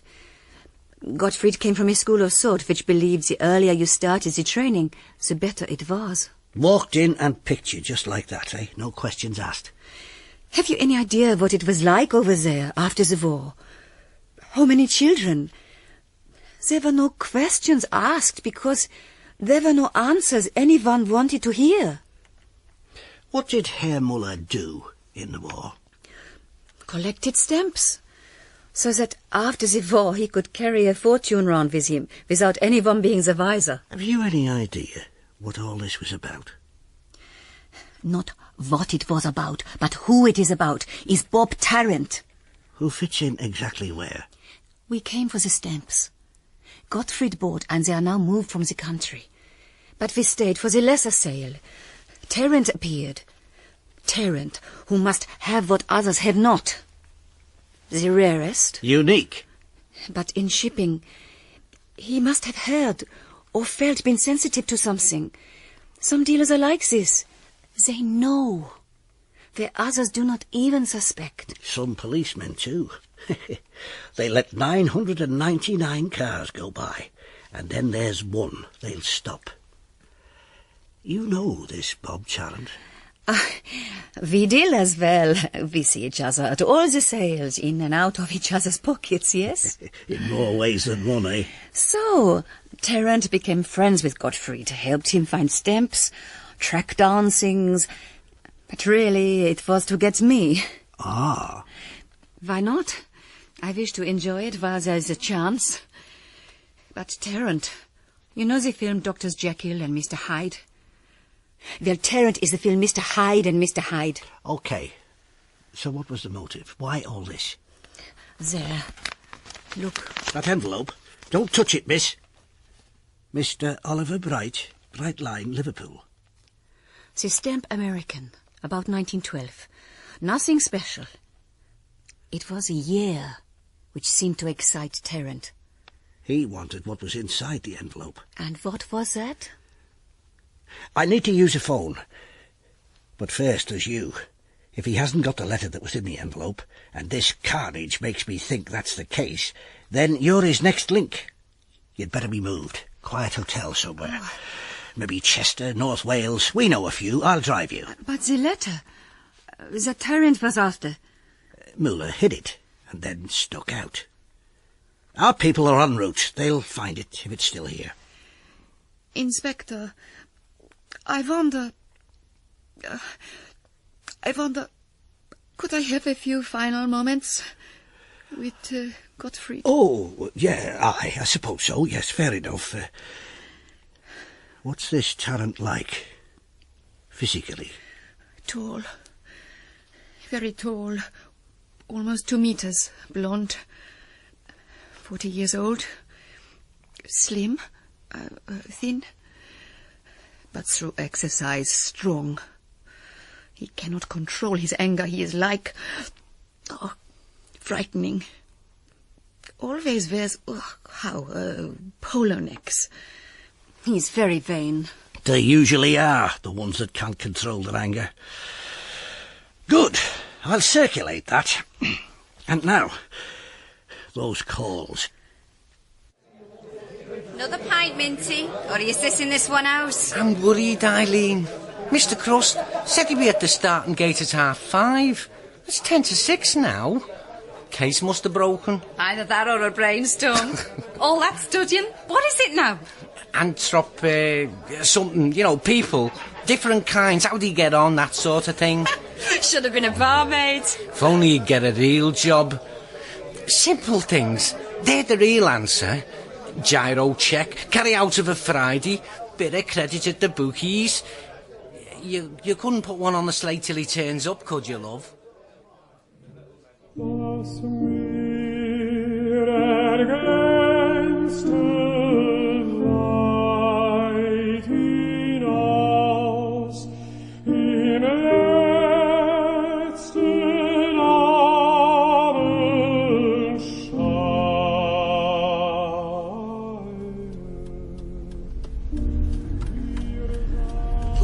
Edge of the world. Deserted. You know Heine? The North Sea poems. Called the Coast Road. Runs right along the edge of the river. Just a track, really. Too narrow to park discreetly so we can keep an eye on moving vehicles. Like this one behind us. Keeps dropping back, then catching up. One headlight's brighter than the other. Tarrant? Who knows? The phone calls. The 2 things. First, the Brights. Just one left. Elizabeth. Old Oliver's granddaughter. I'll check her out as soon as I've dropped you. Tarrant will be after her, too. And the second thing? Night of the 14th, 15th, April 1912. What happens then? The Titanic. Tarrant and the Titanic. Yeah, I see what you mean. Here's what I think. Someone got off the Titanic with something and then wanted to flog it and wrote to old Bright about it. But who? And with what? Where are we going? The place ahead. We'll turn in and have a look at the Dudlight job as they pass. What is it, this place? Sandworks. They mine sand here for building. Ah, those machines. Oh, heavy stuff, sand. Have to have something special to shift it. Still, they do look a bit Frankensteinish, especially with the sodium lights. All very Fritz Lang. A man. You lost something? Police, mate. D.I. Crust. Here, my card. We're just waiting for the car to pass, okay? Got to be, I suppose. Yeah, that's it. Shouldn't be too long. Much call for all this sort of stuff these days? Yeah, well, I'll just stroll to the gate. See where he is. Wait in the car, Miss Muller. What's he up to? He thinks I'm in danger from a car that is following. You Interpol, are you? Back seat passenger, is it? I know the feeling. Well, he's coming back in a hurry. Must have heard from the station there's overtime going. How'd you get? He's fooled us. What's your name, pal, eh? Come on. Rawson, Jim, Rawson. Okay, Jim. This is Mitzi. I'm leaving her to you. Eh? How'd you come, love? Chop, chop. There's a bloke. I thought he was following me. And he was. But only to make sure I was out of the way. But where is he? Calling on Elizabeth Bright. Athena Hotel, when you're ready, mate. They're expecting her. Just off the coast road, near Martlin. Okay?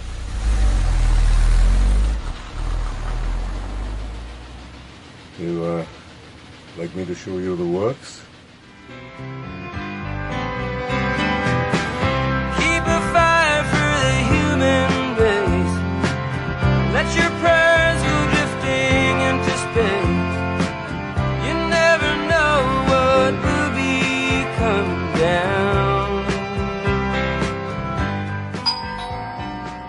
Perhaps a better world is drawing near. Elizabeth Bright. Bob Tarrant. I wonder if I might come in. What is it, Mr. Tarrant? I was one of the people at the stamp sale. I was a great admirer of your father's collection and naturally wanted to pay my respects to his daughter. You were in the phone book, so... Mr. Tarrant, I saw the list of those who bought stamps at the sale. Also, my father used to discuss the other major collectors with me. No, you're right. More your grandfather than your father, part of his collection. Do you know what I'm talking about? You know, I think you do. Why not take this chain off? When you hear what I have to say, we can discuss things. I'm pretty persistent. Perhaps you could ring me tomorrow. I already have an appointment this evening. No, tonight.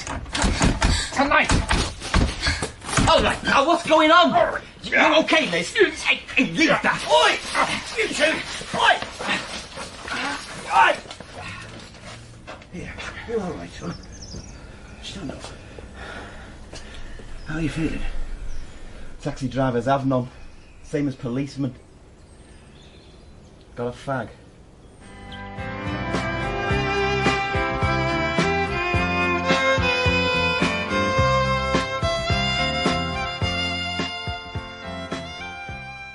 Mad, bad and dangerous to know? Remember it. To give you any idea what he was after? I rather hoped you'd tell me that.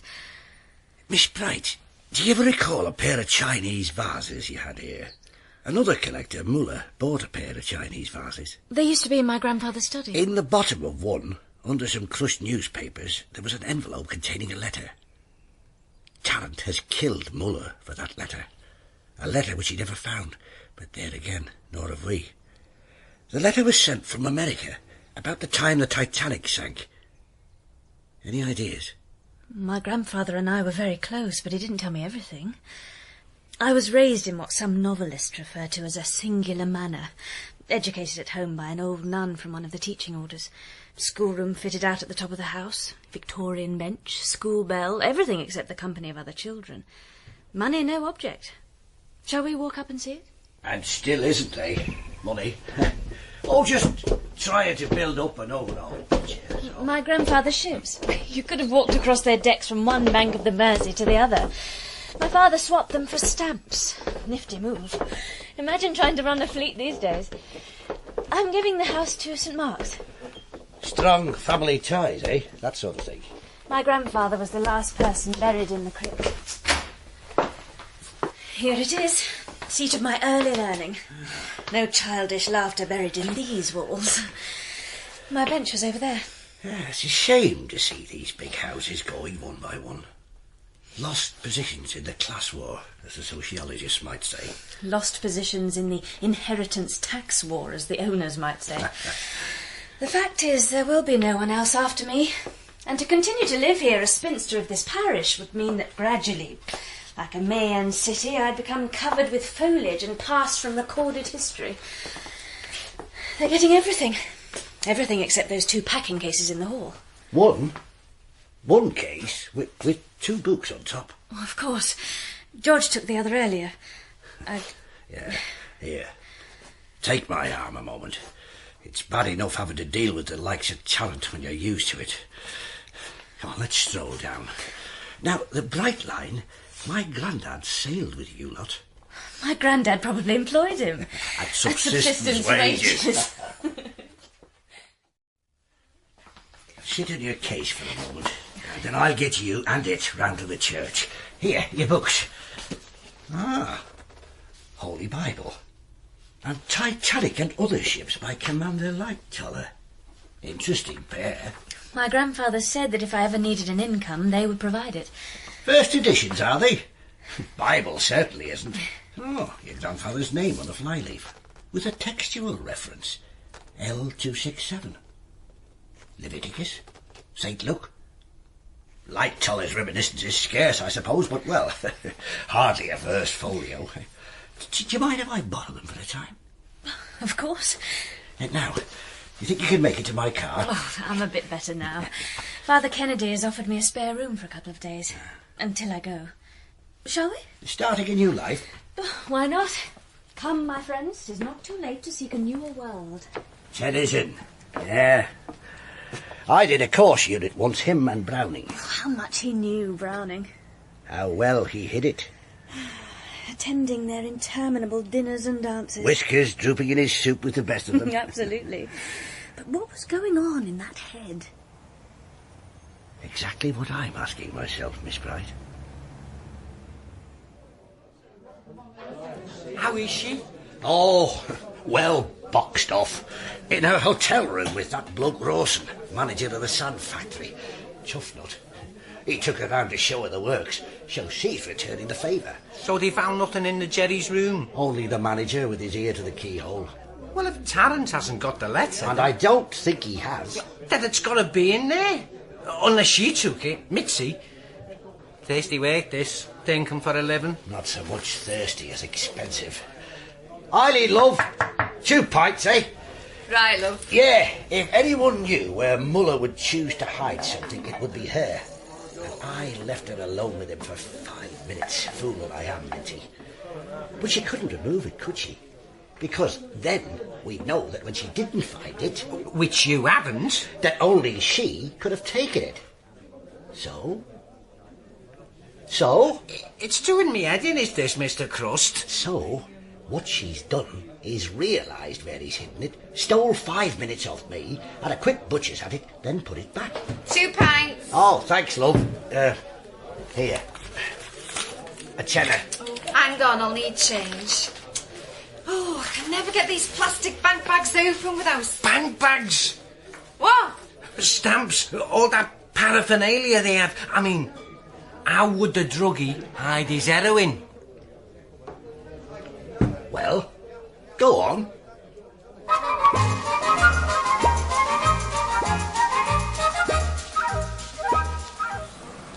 Over here. Slightly chilled. Well, you reckon there was a note? My snout, Minty, came up with something. This bloke had all sorts of philatelic stuff in his pockets, including some of those transparent packets they carry stamps in. And what with the drug couriers? So, although my oath abjures me not to cut for the stone, you want me to cut for the packet? If you would. Okay. Here goes. Fat. Fat. And more fat. He lived well, Mr. Miller. Anything? Abandon hope, all ye who enter here. Nothing for either of you. Minty also pointed out that he spoke with a German accent, while a killer was banging on his door. And he needed to hide something very quickly. Embarrassed me. I want to try a finger in his cheek. See if it's a chipmunk job. Give Minty full marks. Shall I read it? Fire away. Mr. Bright, I am writing after she went down. I took the youngster from the bridge. I had a terrible job with his tongue, but got him ashore. I will write again at the pierhead. It's not signed. He's been cut. Very neatly, but this is an old note, and that's a fresh edge. I'm a doctor, so you can believe me. You hear the story about the French king who said to his physician, "You treat me like any one of your patients," to which the reply was, "That's because I treat all my patients like kings." You hear the story about Voltaire, who said if we knew the private lives of our doctors, we'd stone them in the streets. Chekhov was a doctor. So was Crippen. If there's one thing we don't need at a post-mortem, it's a smart-ass. Here's your note. Your racing squire.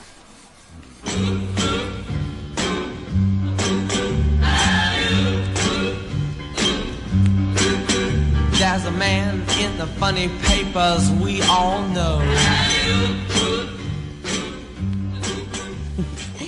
A man of action. That makes me feel safe. More champagne? Not too much. Training's strict. But why? Why do you need it? Well, I always wanted to be able to bully planks. So I got into boxing, then gravitated towards karate and stuff. Well, it's the exercises now as much as anything. The discipline. Making your mind and body into a complete unit. What happens when you get old? I suppose your joints go. If you haven't found anything else. What else is there? Bodyguard, something like that. Companion, chauffeur, total package. Why? Know anybody who might be interested? Why don't we sleep on it? Wearing clothes from a wildcat's hide. He's the king of the jungle jive. Look at that caveman go.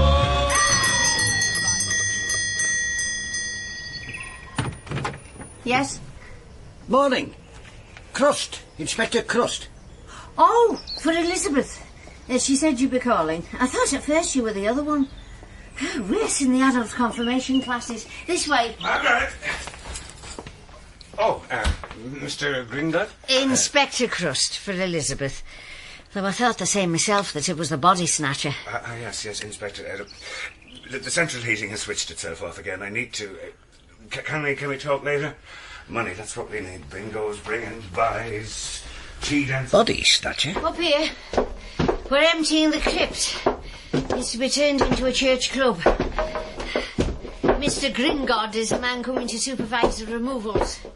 I hope he's got a strong stomach. Oh, it's to be certain he's got a strong bank account. That wooden statue on the house there. German? Oh, I'm only familiar with the Irish saints. Here we are. Elizabeth! The police! Hello, come in. Thank you, Mrs. Moran. Don't worry, dear. I'll be within hearing. With someone like Mrs. Moran, you don't need me. Coffee? Oh, very welcome. Not my favourite season. Will that busy, burgeoning life worry you? Difficult to keep under surveillance. Never thought of it like that. How's George? Oh, called to see him this morning. Well, drag his digs. He's okay. Struggling with cant. How about you? Oh, still a bit shaky. But I see now why so many sought sanctuary in the churches. There's a feeling of safety here. No guns or guards, but you feel that no one's going to be able to get at you. Yeah, jail's like that. I see you've got the books. The references give you anything? Oh, we found the letter, or part of it. Oh, yes? Yeah, something was brought off the Titanic, brought back, and possibly sold to your grandfather. I think he wanted you to have it, at least know about it. So he left you a clue in these. I began by checking out the Bible, L267. 3 possibilities. Luke, Leviticus, Lamentations. So, chapter 2, verse 67. None of the chapter 2s had 67 verses. Only one had a chapter 26, verse 7. Leviticus. Which was? You shall pursue your enemies, and they shall fall before you. Not much of an income for life in that, unless it's an exhortation to armed robbery. So, then, I thought, what if the reference, although it was in the Bible, was to the other book, L for Light Toller's Reminiscences. I opened it up on page 267. And? Light Toller never sailed as a skipper. No one who survived the Titanic ever held command in White Star. All should have gone with the ship. Exactly. Light Toller stayed on board till he saw the last lifeboat off. Then he took a header into the ocean. Almost got sucked down, it seems. Oh, his behaviour was exemplary, but fell below expectations.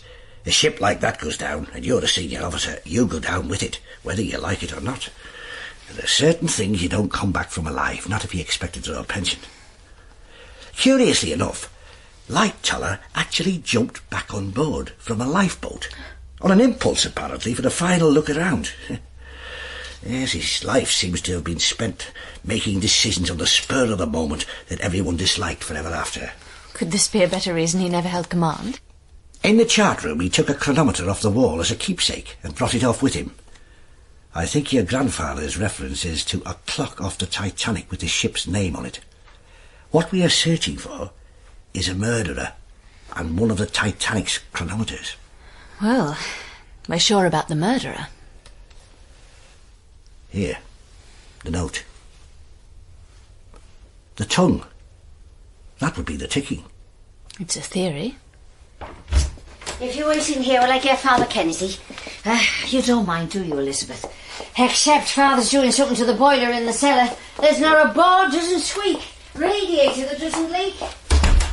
Lovely lady. Morning all, Alf Gringod, Charnel Enterprises. Oh, it's a bit nippy. When April showers that come your way, except it's March. I often dream of retiring to somewhere with a constant temperature, about 75 all year round. California? I hear good reports from California. Altar boy, are you, sir? Detective Inspector John Crust. Oops, careful, Alf. Miss Elizabeth Bright. Ah, the signature we had together. Oh, not to worry, madam. Decorum is our watchword, propriety is all. We're a very young business, but a caring one. Of course, when we began, mistakes, we've made a few. My predecessor, now gone to the world of the bailiff, thanks to the openings provided by Madam Thatcher and her self-sharpening guillotine, once went to the wrong church and began work. That sort of thing. But since we've gone on computer, online, as they say, that's all now in the past. I sometimes feel we're the last connoisseurs. Perhaps in view of the next step, the lady had better remain here.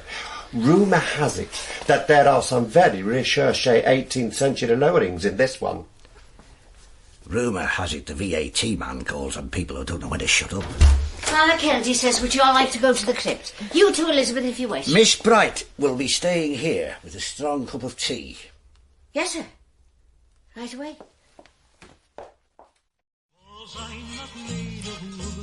And I don't have a wooden house. Muss ich denn, so Städtele hinaus, du mein Schatz. Terence? Mitty, at last. You wish to buy? Look, about Godfrey. No need to explain. I'm glad. Heat of the moment. I was worried that you might be turned off. But of course, everyone, even dealers, have a price. Where was it, my dear? The letter? Trade secret. You are right, Terrant. Everything is for sale. Has to be. Oh, of course it is. Now, what does it tell us, this note? What it is and where to find it. $1 million. We are talking about an artifact from it. Complete with ship's name. I'll need time to gather the money. I will ring back tomorrow.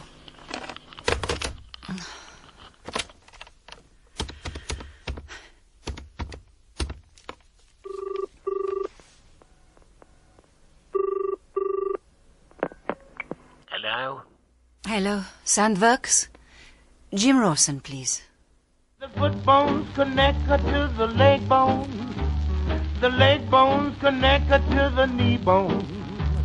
The knee bones connect her to the thigh bone. It's easy to connect her those dry bones. Yeah. Nothing too difficult here. They come up like the armed men springing from the ground where the dragon's teeth were sown. Ah, the classics, gentlemen. My one consolation. I shall do the GCE before I'm finished. Burial customs, too. Oh, very interesting. Those in the frozen north would often bury their dead with their heads turned towards the warm south. Others interred with their favourite nags, ready to ride them into paradise. Buried with wives, buried without wives. But all kitted and cuffed for the life to come, with the emphasis on comfort and warmth. Day after tomorrow, gentlemen. Well, makes you think. Of California.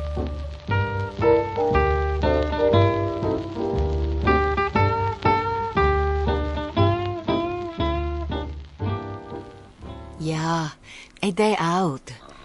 Take the afternoon from work. Tell them you're ill. Why? Because I want you to. And want you too. Well, it's a nice day for it. Is it? 1 o'clock. At the gate.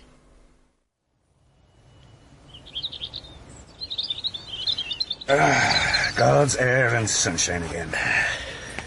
Yet, in a way, I'll not be unhappy to see that place put to some good use. Poor Mrs. Mourne is frightened out of her wits by the whole business. There's our Robin. It's not the dead you have to be frightened of in this life. A man with the way with words. There'll be Irish blood in you somehow. Tell me, how bad is all this? Well, it's desperate, but it's not that serious. Oh, we'll get him, because he's not going anywhere else, because what he wants is here. And what's that now? Something came off the Titanic, and back to Liverpool, ending up in the possession of Oliver Bright. I think it's a chronometer, a ship's clock. A valuable piece? Well, anything to do with that particular ship carries two flavours. Something not quite wholesome, and a great deal of money. Both, as always, inextricably linked. Should never have been taken in the first place. Let the dead bury their dead. And all those people, 1,513 souls. That's a very accurate figure. Yes, something of a hobby of mine. I suppose it's through knowing the Brights and their history. You've been here, this parish, a long time. A couple of years in town in St. Mary's when I first came over. With the present bishop, believe it or not. You'll have known her since she was a girl, then. Ah. She's, well, a very striking. She was brought up for a world that has already ceased to exist. And certainly not this one. Her mother died when she was a mere slip, and, well, the father, foreign stamps, foreign wines. Though that may be a bit unfair. The daughter just couldn't take the place of the wife. Maybe a son, I don't know. I tell you this as someone with an interested heart, I hope. Aye. Surprised she never married. Good background. Rich. Used to see the odd one passing through, all either too old or too young, if you take my meaning. And as for the money, she often quotes from that American fellow, is it Henry James? What he refers to, apparently, is the black and merciless things behind great possessions. Oh, yeah, as the Geordie said. Anyone tells you he's a millionaire, tell him he robbed some poor bugger. Inspector, I feel I should tell you that part of the reason Elizabeth is staying here with me is to discuss her dowry.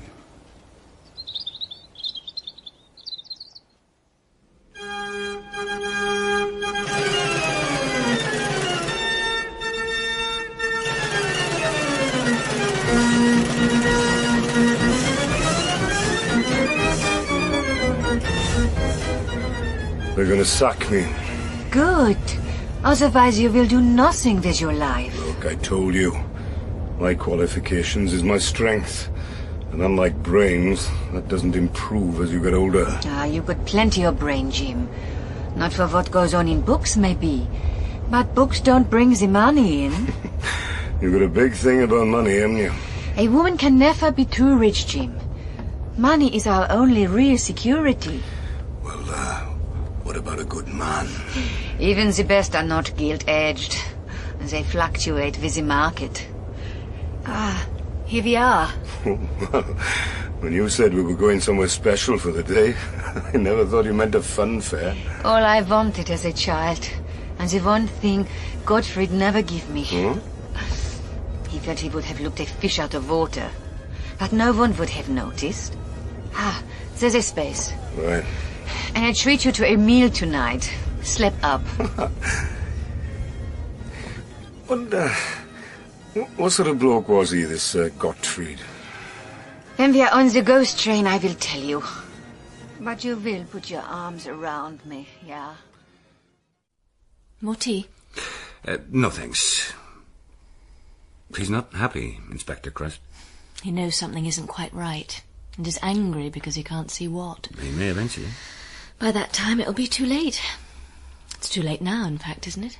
Unless you change your mind. Not now. Oh, Easter shouldn't be cold like this. It detracts from its message somehow. He likes you a lot, the Inspector. Doesn't know what to do about it because, well, it may not have happened with him just this way before. That's very flattering. Especially at my age. But out of the question. Completely. For me, Easter, like the media, is the message.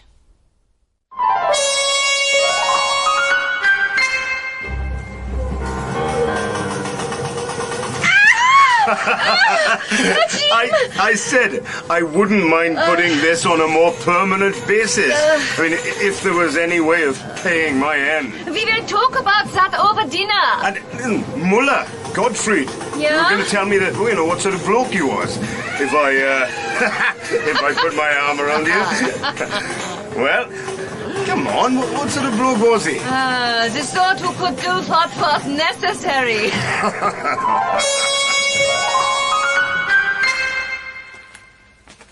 Not a part of Liverpool I know, Mr. Crust. What's it called again, this gaff? The home of Boreas, Zephyrus, Notus and Euros. To you, the Four Winds Club. Need to see a man about a ship. Bloke I grew up with, well, more an encyclopedia shipanica than a bloke. Colder than a rent man's breath. Why do you keep stopping, eh? Because I keep getting followed. At least I think I do. Being paranoid, Minty, doesn't mean to say they aren't out to get you.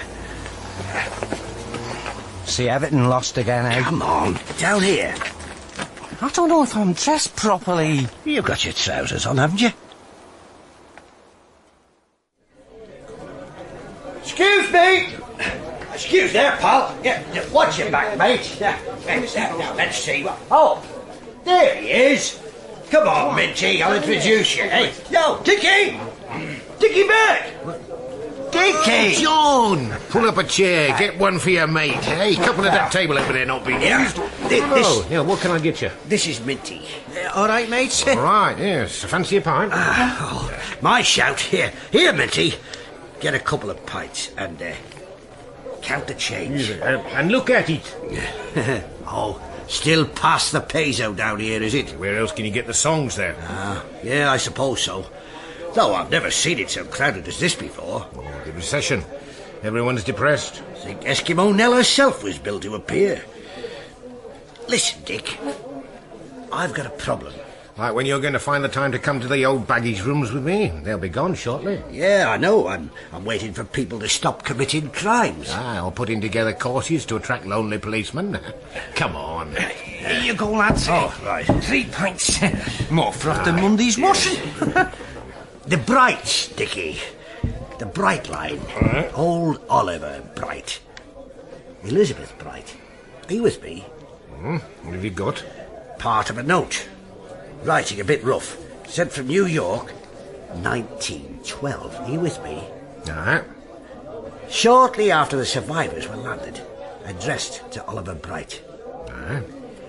The writer claims to have got something off the Titanic when it went down. He was then bringing it back to Liverpool to sell to Oliver Bright. On what I've got so far, it was a ship's clock, with the name and all that, you know. What I don't know is where it is, or even where it could be. It seems to have vanished into thin air. I recall old Oliver Bright coming to a ship of mine. Might have been my first one. He couldn't keep away from them anyway. He had her with him, the girl, Elizabeth. Like a little shadow. Serious. Real old lady. Shook all our hands.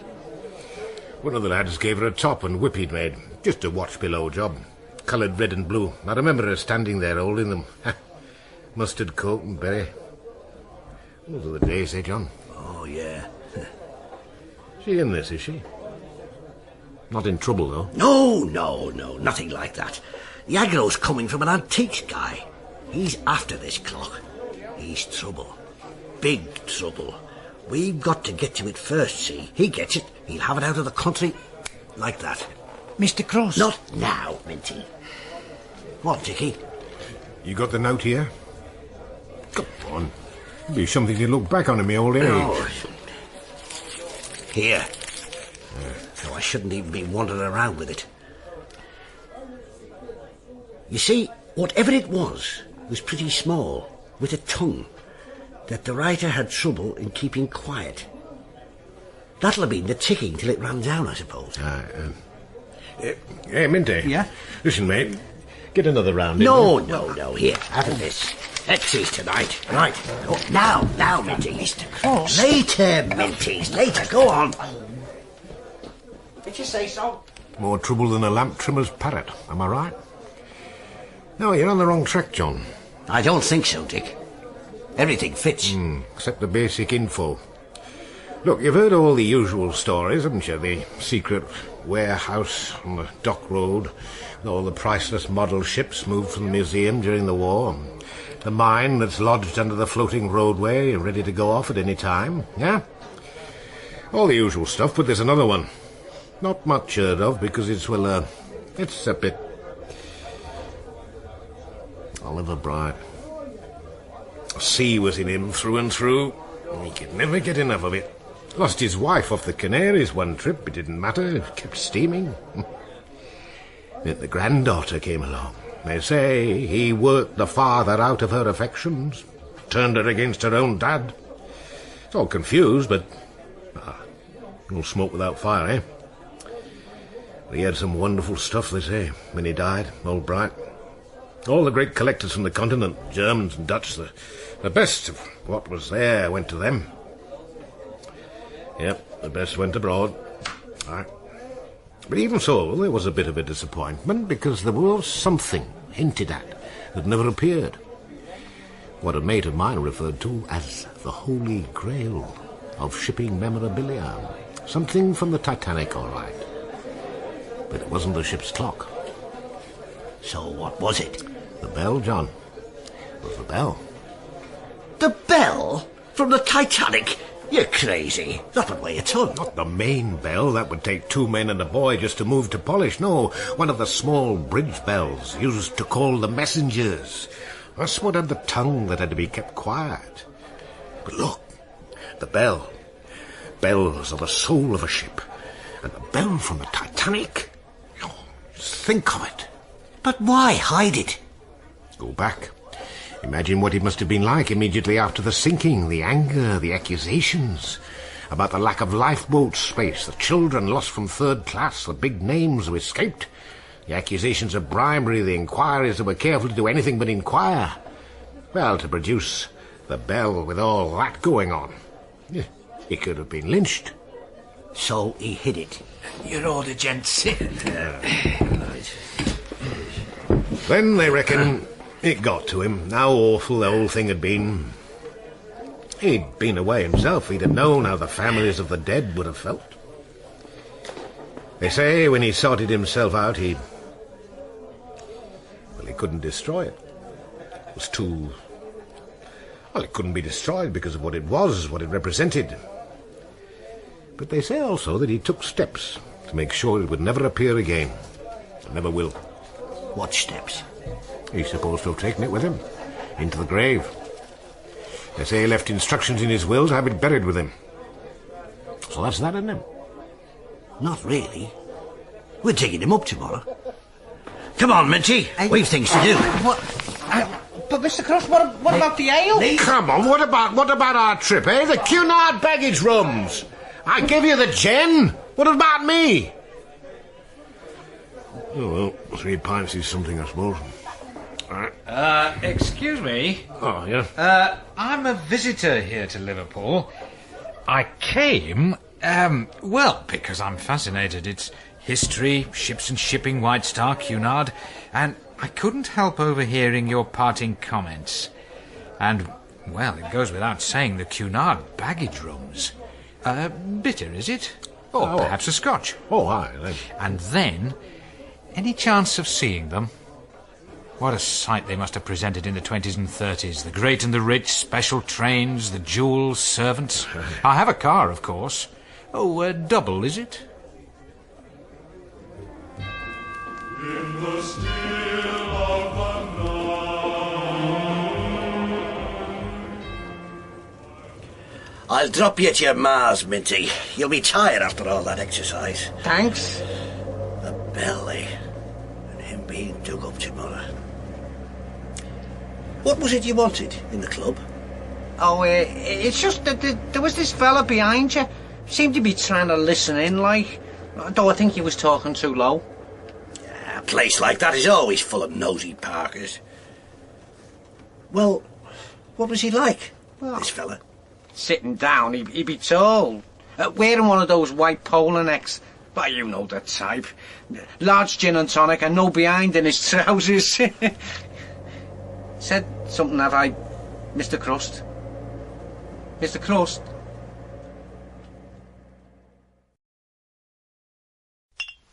Champagne? You wouldn't think there was a hotel like this within 100 miles of that fair. Why not? Are there no people with money within 100 miles of that fair? I'm a child in all this, really. The same tree can make both cradle and coffin. More champagne? Cheers. I wonder what the poor are doing this year. He was found by the pier head, a ruined sort of building up behind the floating roadway. The old Cunard baggage rooms. Yes. Well, he's quite ill. Systematically beaten. As if for information. If they did, it took them a long time to get it. Needless to say, he was found by a passer-by. The police all being busy examining tax discs and tyre threads, eh? I'm a friend of his, as well as a policeman. Then why not go home and have a good night's sleep? Then spend tomorrow finding the bastards who did it. There was only one. I see.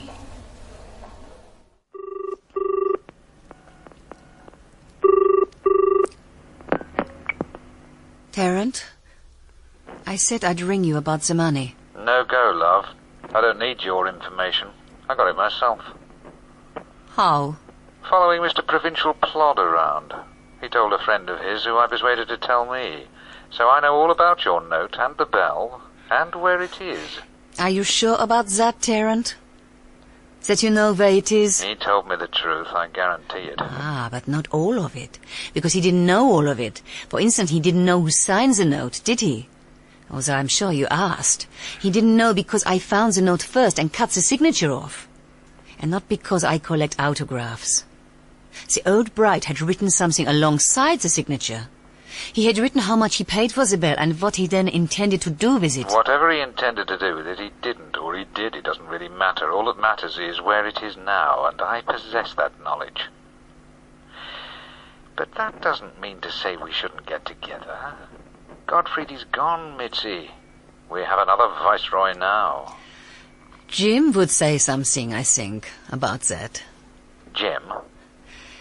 I am thinking of settling down, Tarrant. Concentrating on producing young masters instead of old. Who is he? How much does he know? Everything. about everything. Mitzi? You should meet him. He's young and handsome. Very powerful. Jim, leave me. Very, very playful. Perhaps I should meet him. Well, I'll ring again. If I get no answer, I will know you have it. But Tarrant, I think you are in for a surprise.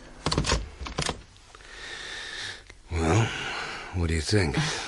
It depends on whether what he knows or what I guess is correct. All on the cusp, is it? He bought me a few scotches, and I took him down there to the baggage rooms. Empty as a school playground. He started laying into me. Oh, I'd had too much. Wouldn't have mattered if I'd been sober. He's one of them, you know, psychos, whatever the bleeding hell they are. John, why didn't you tell me?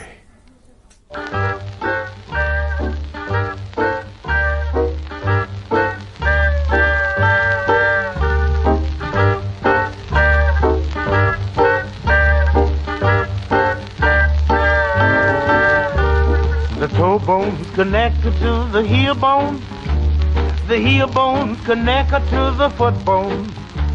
The foot bone's connected to the ankle bone.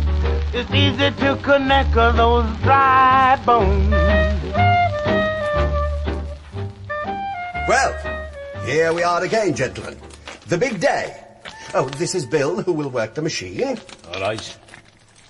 Bill is a man of few words. Most of them unrepeatable, all of them totally forgettable. But he can spring the merchandise like loose teeth. What did I tell you? Now, Father, is the lady joining us? She's decided to arrange some flowers in the church for Sunday. Ah, the weaker sex. Kittens, kitchens, and fishnet tights, God bless them. So... I think Inspector Crust here has something he wishes to say. Yes, where we'll start, Mr. Gringotts, is with that one there, Mr. Oliver Bright.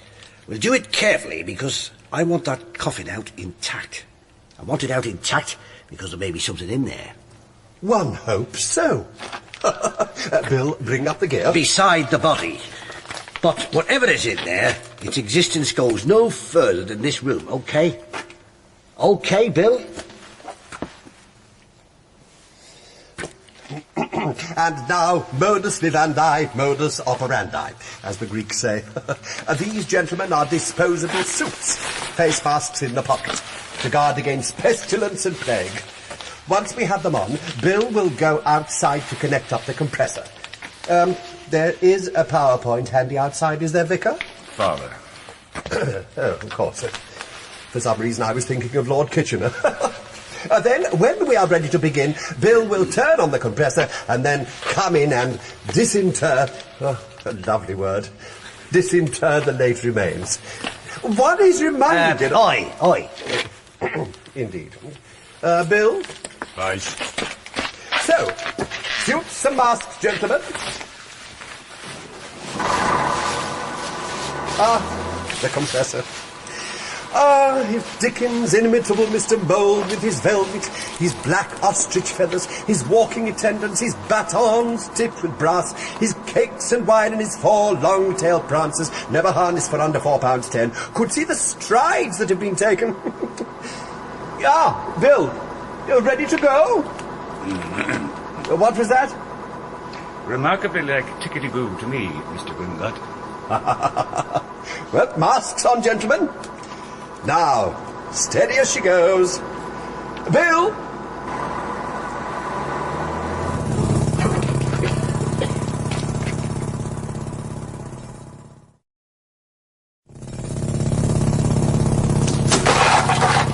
Bloody hell, Bill, look what you've done. The gent's exposed. Go and put that machine off. You hear me? Stop poking about there. What's wrong with you, man? Go and put it off. And then come back here, pronto, you bloody oaf.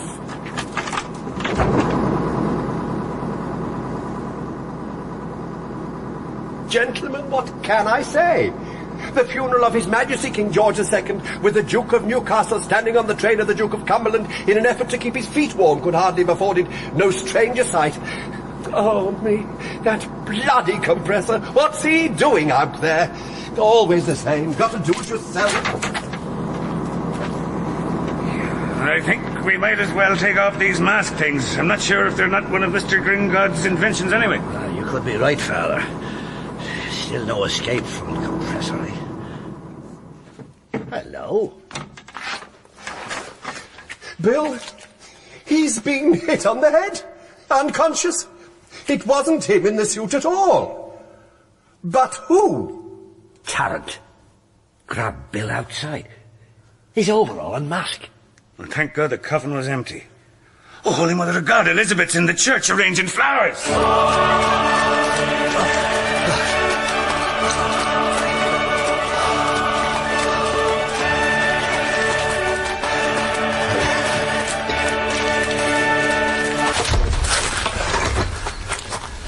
Miss Bright!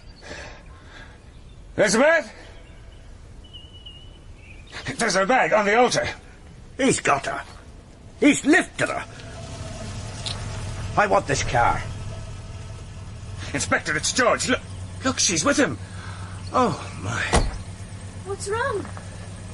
Why are you staring like that? We wondered where you'd gone. I didn't really want to be here when Mr. Gringod did what he had to do. So I thought I'd walk to the shop and get some more flowers. George spotted me and offered me a lift back. What happened in the crypt? Why are you all still looking at me like that? What did you find there? Got another call. See you, folks. Tomorrow morning, don't forget. Have I ever? Right, Father, Inspector. There was nothing there. The bell wasn't with him. It was a false trail. Where do you go now? Mullah's companion, Mitzi. I need to know what was at the end of that note, and she's going to tell me. You going away, are you? Tomorrow? Why, yes. Is there any reason why I have to stay? Oh, not especially. Not till we grab him, anyway. You may be needed as a witness. Well, surely there's enough already of those, Inspector. The town is full of people he's attempting to murder. The bell. I'd like to speak to Elizabeth alone, Father. Surely, yes, sir. I'll be in the presbytery if I'm needed. But what about her safety? I'll walk her back over to the house and see someone's posted here tonight. She'll be safe until tomorrow. Lunch in half an hour, Elizabeth. Don't make my life even more difficult with Mrs. Moran. Shall we go inside, Inspector, while I finish the altar? I think I'll start with those. Could you? Oh. Here. Must have cost a fortune. Oh, everything costs these days. Flowers, water, even religion. Hence the proliferation of coffee bars and church clubs in crypts. How was he? My grandfather? Oh, much as you'd expect. I hope he's looking down and laughing. It's the sort of thing that would have amused him. What do you think of these two varieties in the one vase? Very colourful. Startling at the same time. Make people think. Focus their minds. Yeah. All this is making me think. Remember you told me, as a girl, you had your own schoolroom? Apparently Grandmother had a maid employed just to brush her hair. You had a Victorian bench. An old nun, an old bell. What sort of bell was it? It's so long. It wasn't any sort of bell as far as I can remember. It's covered in black paint, perhaps to reduce its tone in the schoolroom. Yeah, perhaps. Seen it lately? I've never set eyes on it since shortly before my grandfather died. And after he died? The schoolroom was shut up. There. What do you think? Oh, pretty as a picture. Flowers as well. Known him long? Who? Father Kennedy mentioned a dowry. Sounds a bit old-fashioned. I hadn't thought of it like that. Is he an English lad? I mean, dowry, well, sort of continental. Perhaps man of the world might be a good description. Ah, yeah. Be going abroad? Afterwards? I've no plans as such. Oh, well. Might even chance across each other then. It's not impossible. In fact, it would be rather nice once I'd settled down. I thought I might kneel here for a few minutes before going back. Oh, yes. Right, I'll wait outside. Inspector? Yeah? There. A kiss for all you've done.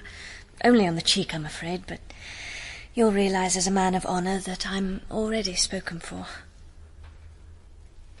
Of course.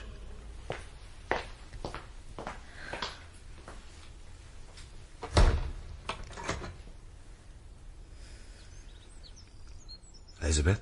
Oh, hello. I didn't see you come in. I used the side door. Elizabeth, if he had asked the next logical question about what happened to the contents of the schoolroom, what would you have done? Prayed.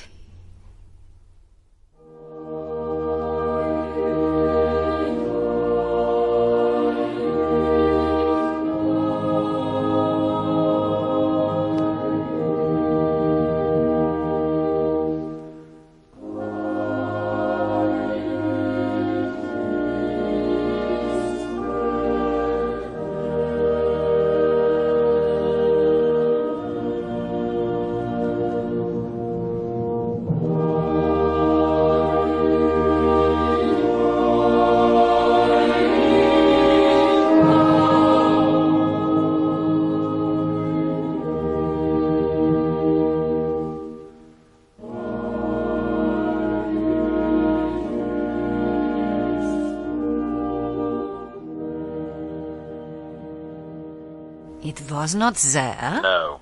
So obviously you do have something. $1 million. Tomorrow. Day after, more probably. That's the earliest. Tarrant, I will give you the contact number of one of my foreign accounts. Ring them and they'll arrange for the transfer of the money from one of your many accounts. This can be done now? It has to be done now. And then? Once the money has been moved, you get the other half as a note. Then you know what I know. Where to go next. Not a definite location, then, for the bell.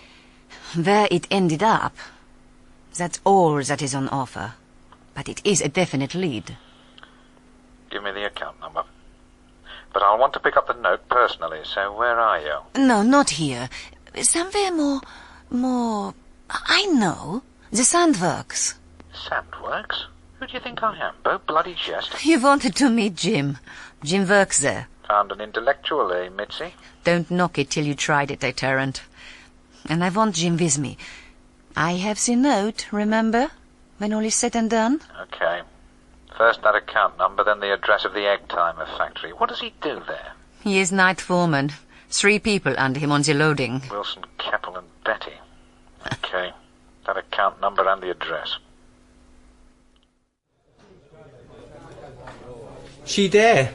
That Mitzi? Phone's engaged. Try again in a minute. I've got to see the other bit of that note. Mitzi, I think she's in contact with Tarrant. Blimey. After him doing her uncle in. They're wasting politicians. Are we having another? I think I've got to go. Where, Mr. Crust? I don't know what to think. I think I'm going back to that phone. No, not for me, love. No. And you have Nook Farms? No, I know what he's done, and what he'll do to you, given the chance. And after? You say to them at the sand factory, goodbye job? Well, they've already said it to me. I'm working a week's notice now. They rang me about the time I've been having off lately. I gave them my view of this sand industry in general. You threw it in the eyes. Well. Oh, Jim. Come on. To freedom. Our future life. And Bob Tarrant, who made it all possible. Oh. Listen, I'm sorry. I didn't mean that. I'm sorry. Got through. The receptionist said they just left. Hull and Rawson. Sandworks, probably. hopefully. They're after me talent. Here, help me on with this coat. I mean, she wouldn't sell him the note, though, would she? It depends, doesn't it? On something I've never really been sure of myself. Oh, what's that, Mr. Crust? How strong was her attachment to Muller?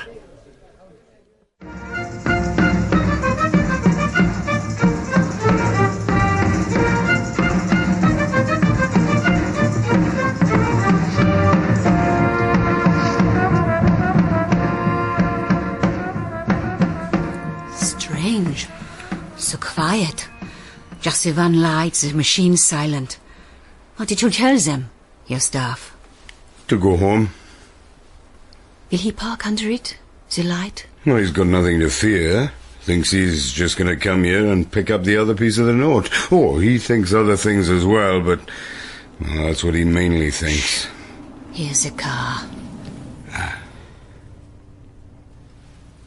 Told you. Right underneath the light.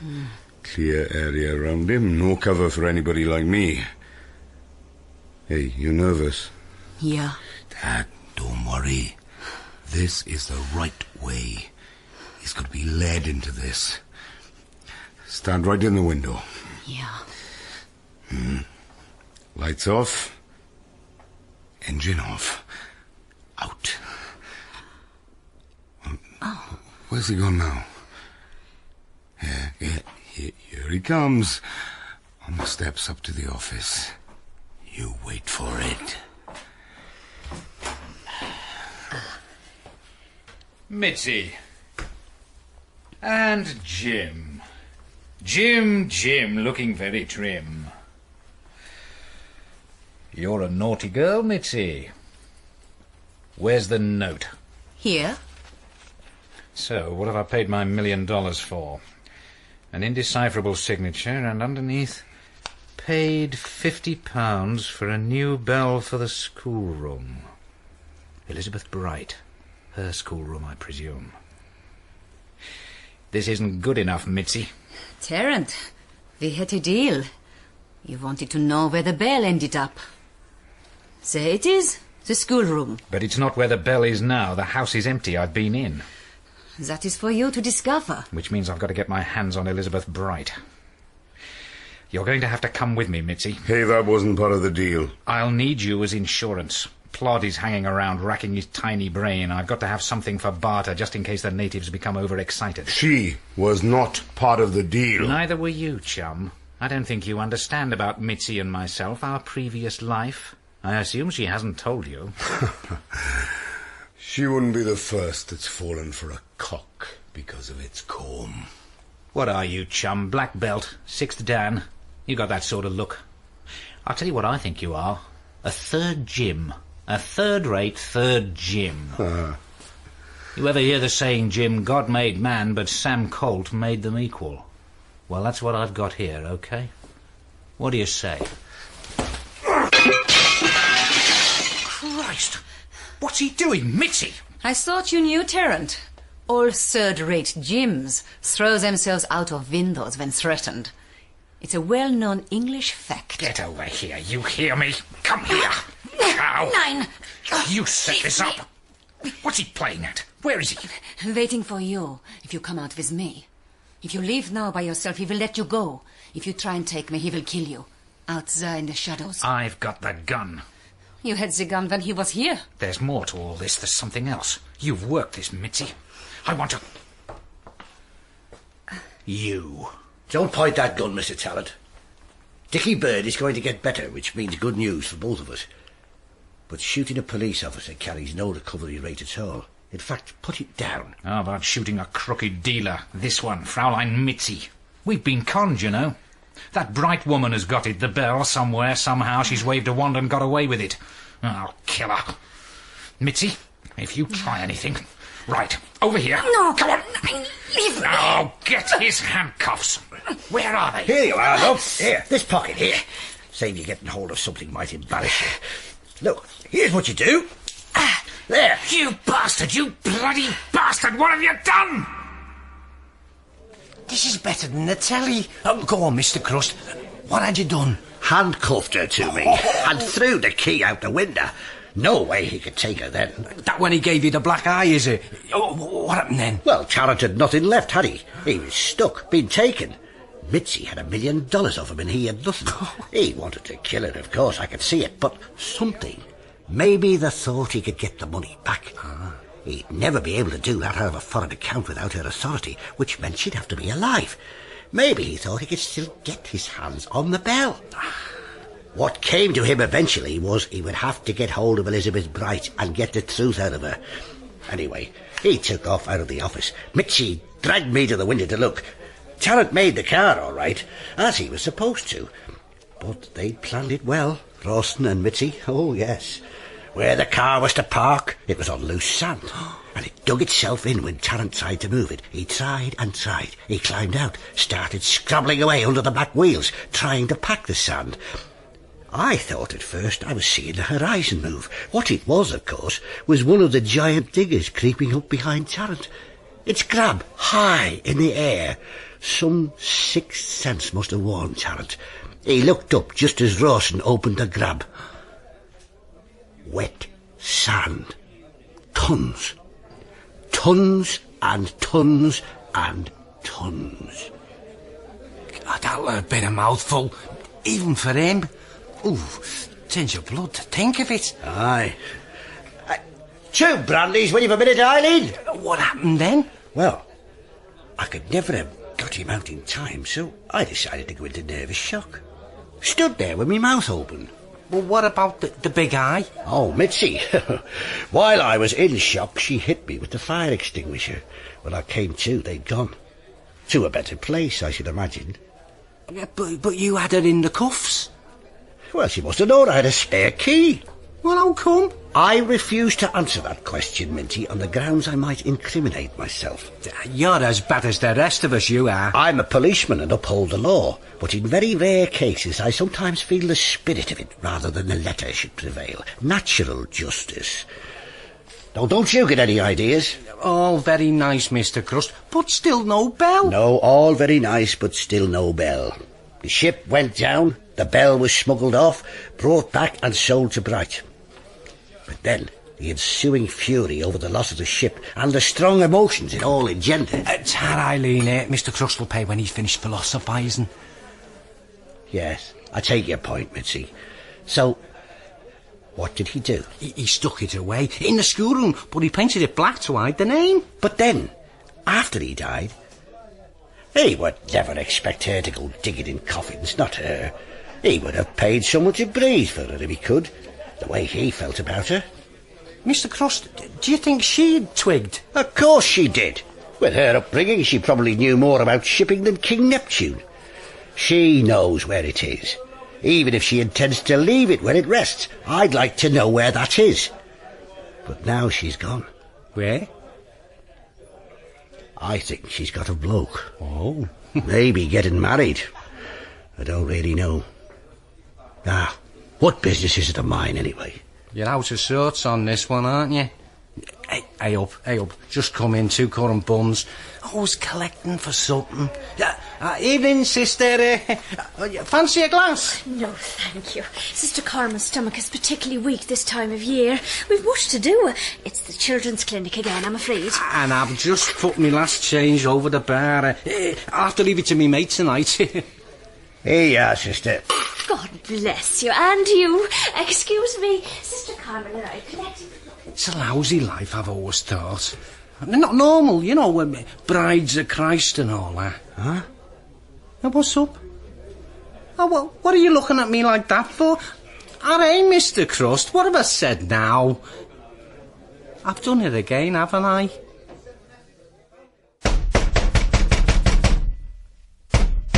All right, where's the fire? Oh, it's you. Yeah, just a couple of things, George. The case you took to the station for Elizabeth Bright. You'd taken one before that, hadn't you? She said there'd been 2, had you? Taken the first one, a packing case. Yeah, earlier that morning. Old one, cobwebby and that. Heavy. She said it was family stuff. Well, I took it to British Rail Parcels, off it went. Next one you were there. Hey, you okay? You look pissed off. Oh, still breathing, although it's a bit difficult with all this egg over me face. I'll leave the address where they went, the cases. Yeah, sure. Know anything about Emmanuel Kant? Only that he gives people headaches and makes them annoyed. Know anything about Elizabeth Bright? Ins Grüne, da lockt uns der Frühling, der liebliche Knabe, und führt uns am Blumen umwundenen Stabe hinaus, wo die Lerchen und Amsel so wach, in Wälder, wo Felder, wo Vögel zum Bach, ins Grüne, ins Grüne.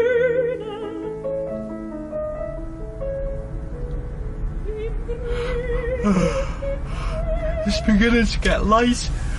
I've never been this far from the pool before, you know. My man will never believe it. Unless I bring home a stick of rock or something. Norfolk rock. Going for that sort of thing round here, do you think? How long now? Should be a turning shortly. Ah, here it is. Now, down here. And there. Looks like one of them country houses. One of those big country houses that was left to a religious order. A lot of it about lately. The lights are on this time of the night, morning. They keep long days and go to bed early. Hey, there's a bloke just come out. He's a priest. He's looking at us. Recognise the cut of that soutane? Right. Out, Minty. Let's get it over with. Makings of a fine day, Inspector. Minty, this is called the countryside. That over there is a field. Go and have a good look round. You may never get the chance again. I get the message, Mr. Crust. The geese over there are the or swans or what? Shall we take a turn in front of the house? It's here with her, is it? It's supposed to be in the chest, part of her dowry. These sort of orders are very strict. Though sometimes you're allowed to bring something with you if it's considered to benefit the community. It's not been opened yet. What led you here? I didn't twig. Dowry? I took it to be the ordinary meaning. I asked her, you know, whether she knew where it was. No, you asked her had she seen it. She said not since before her grandfather died, if you forgive the Irish. Ah, now you're splitting hairs. How many angels can fit on a pinhead? She spoke the truth. She's not seen it since before his death. And people wonder why the police have no patience. I'd like to see her. Not usual at this stage. Not for a time, unless she particularly requests it. It's an enclosed order, you know. I could always make it official. Inspector Crust, who actually owns the bell? I suspect any court would find in favour of Elizabeth. Not the White Star? Cunard? Whoever the title is passed to now? Well, then who owns the Elgin marbles? Cleopatra's Needle? Are all artefacts of uncertain provenance herewith to be returned to the native countries or owners? Will they ever be, do you think? Only the lawyers would win, yet again. And isn't it for the best the ship has gone? It was a symbol of man's pride, and man watched his pride trailed in the dust. Inspector, you can't really want this taken any further. So, what exactly do you want?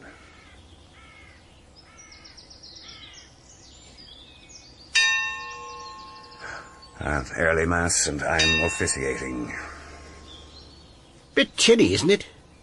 Maybe you need a new one. Now, that's one to put aside for a sore toe. You've done it, Inspector. The perfect solution. Everyone served, including God. She'll appreciate it, I know. Now, is there a message, perhaps? Minty, we're going home. Give her my regards, Father. Tell her... Yeah? Nothing. You tell her... nothing. She'll understand.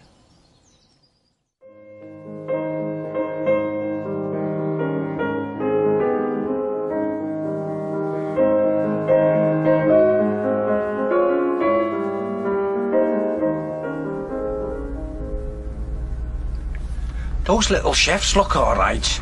We could try one of those. Mr. Crust, that? The sun? Like one of them planets on the telly. That one with rings, only all red and misty. I've never seen nothing like that. And right behind us too. That figures. We're going due west. You're still a bit narked over this, aren't you? Getting away with it. It was his, though. Hey, you fancied it a bit, really, too, didn't you? You know, though, I fancied a few myself, and, well, fellas like us, I'm not sure we're cut out for it. Those happy eaters, they look all right. Clean. We'll get a paper. I'll read out the nags, and when we set off again, we'll pick a bet. Get home, few pints. You'll wonder what all the fuss was about. Yeah, we're pulling in this one, are we? You don't look well, Mr. Crust. You know that? You don't look well at all. Die Welt wird schöner mit jedem Tag. Man weiß nicht, was noch werden mag. In The Bell by Vincent McInerney, Inspector Crust was played by James Ellis, Minty by Bill Monks, Elizabeth by Teresa Gallagher, and Father Kennedy by Peter Caffrey. George was Derek Hicks, Mrs. Maureen, June Barrie, Gottfried Müller, William Edel, and Mitzi Müller, Melinda Walker. Tarrant was Eric Allan, Eileen, Sue Jenkins, Alf Gringod, Jerry Hinks, and Jim Rawson, Sean Probert. The Bell was directed at Pebble Mill by Sean McLaughlin.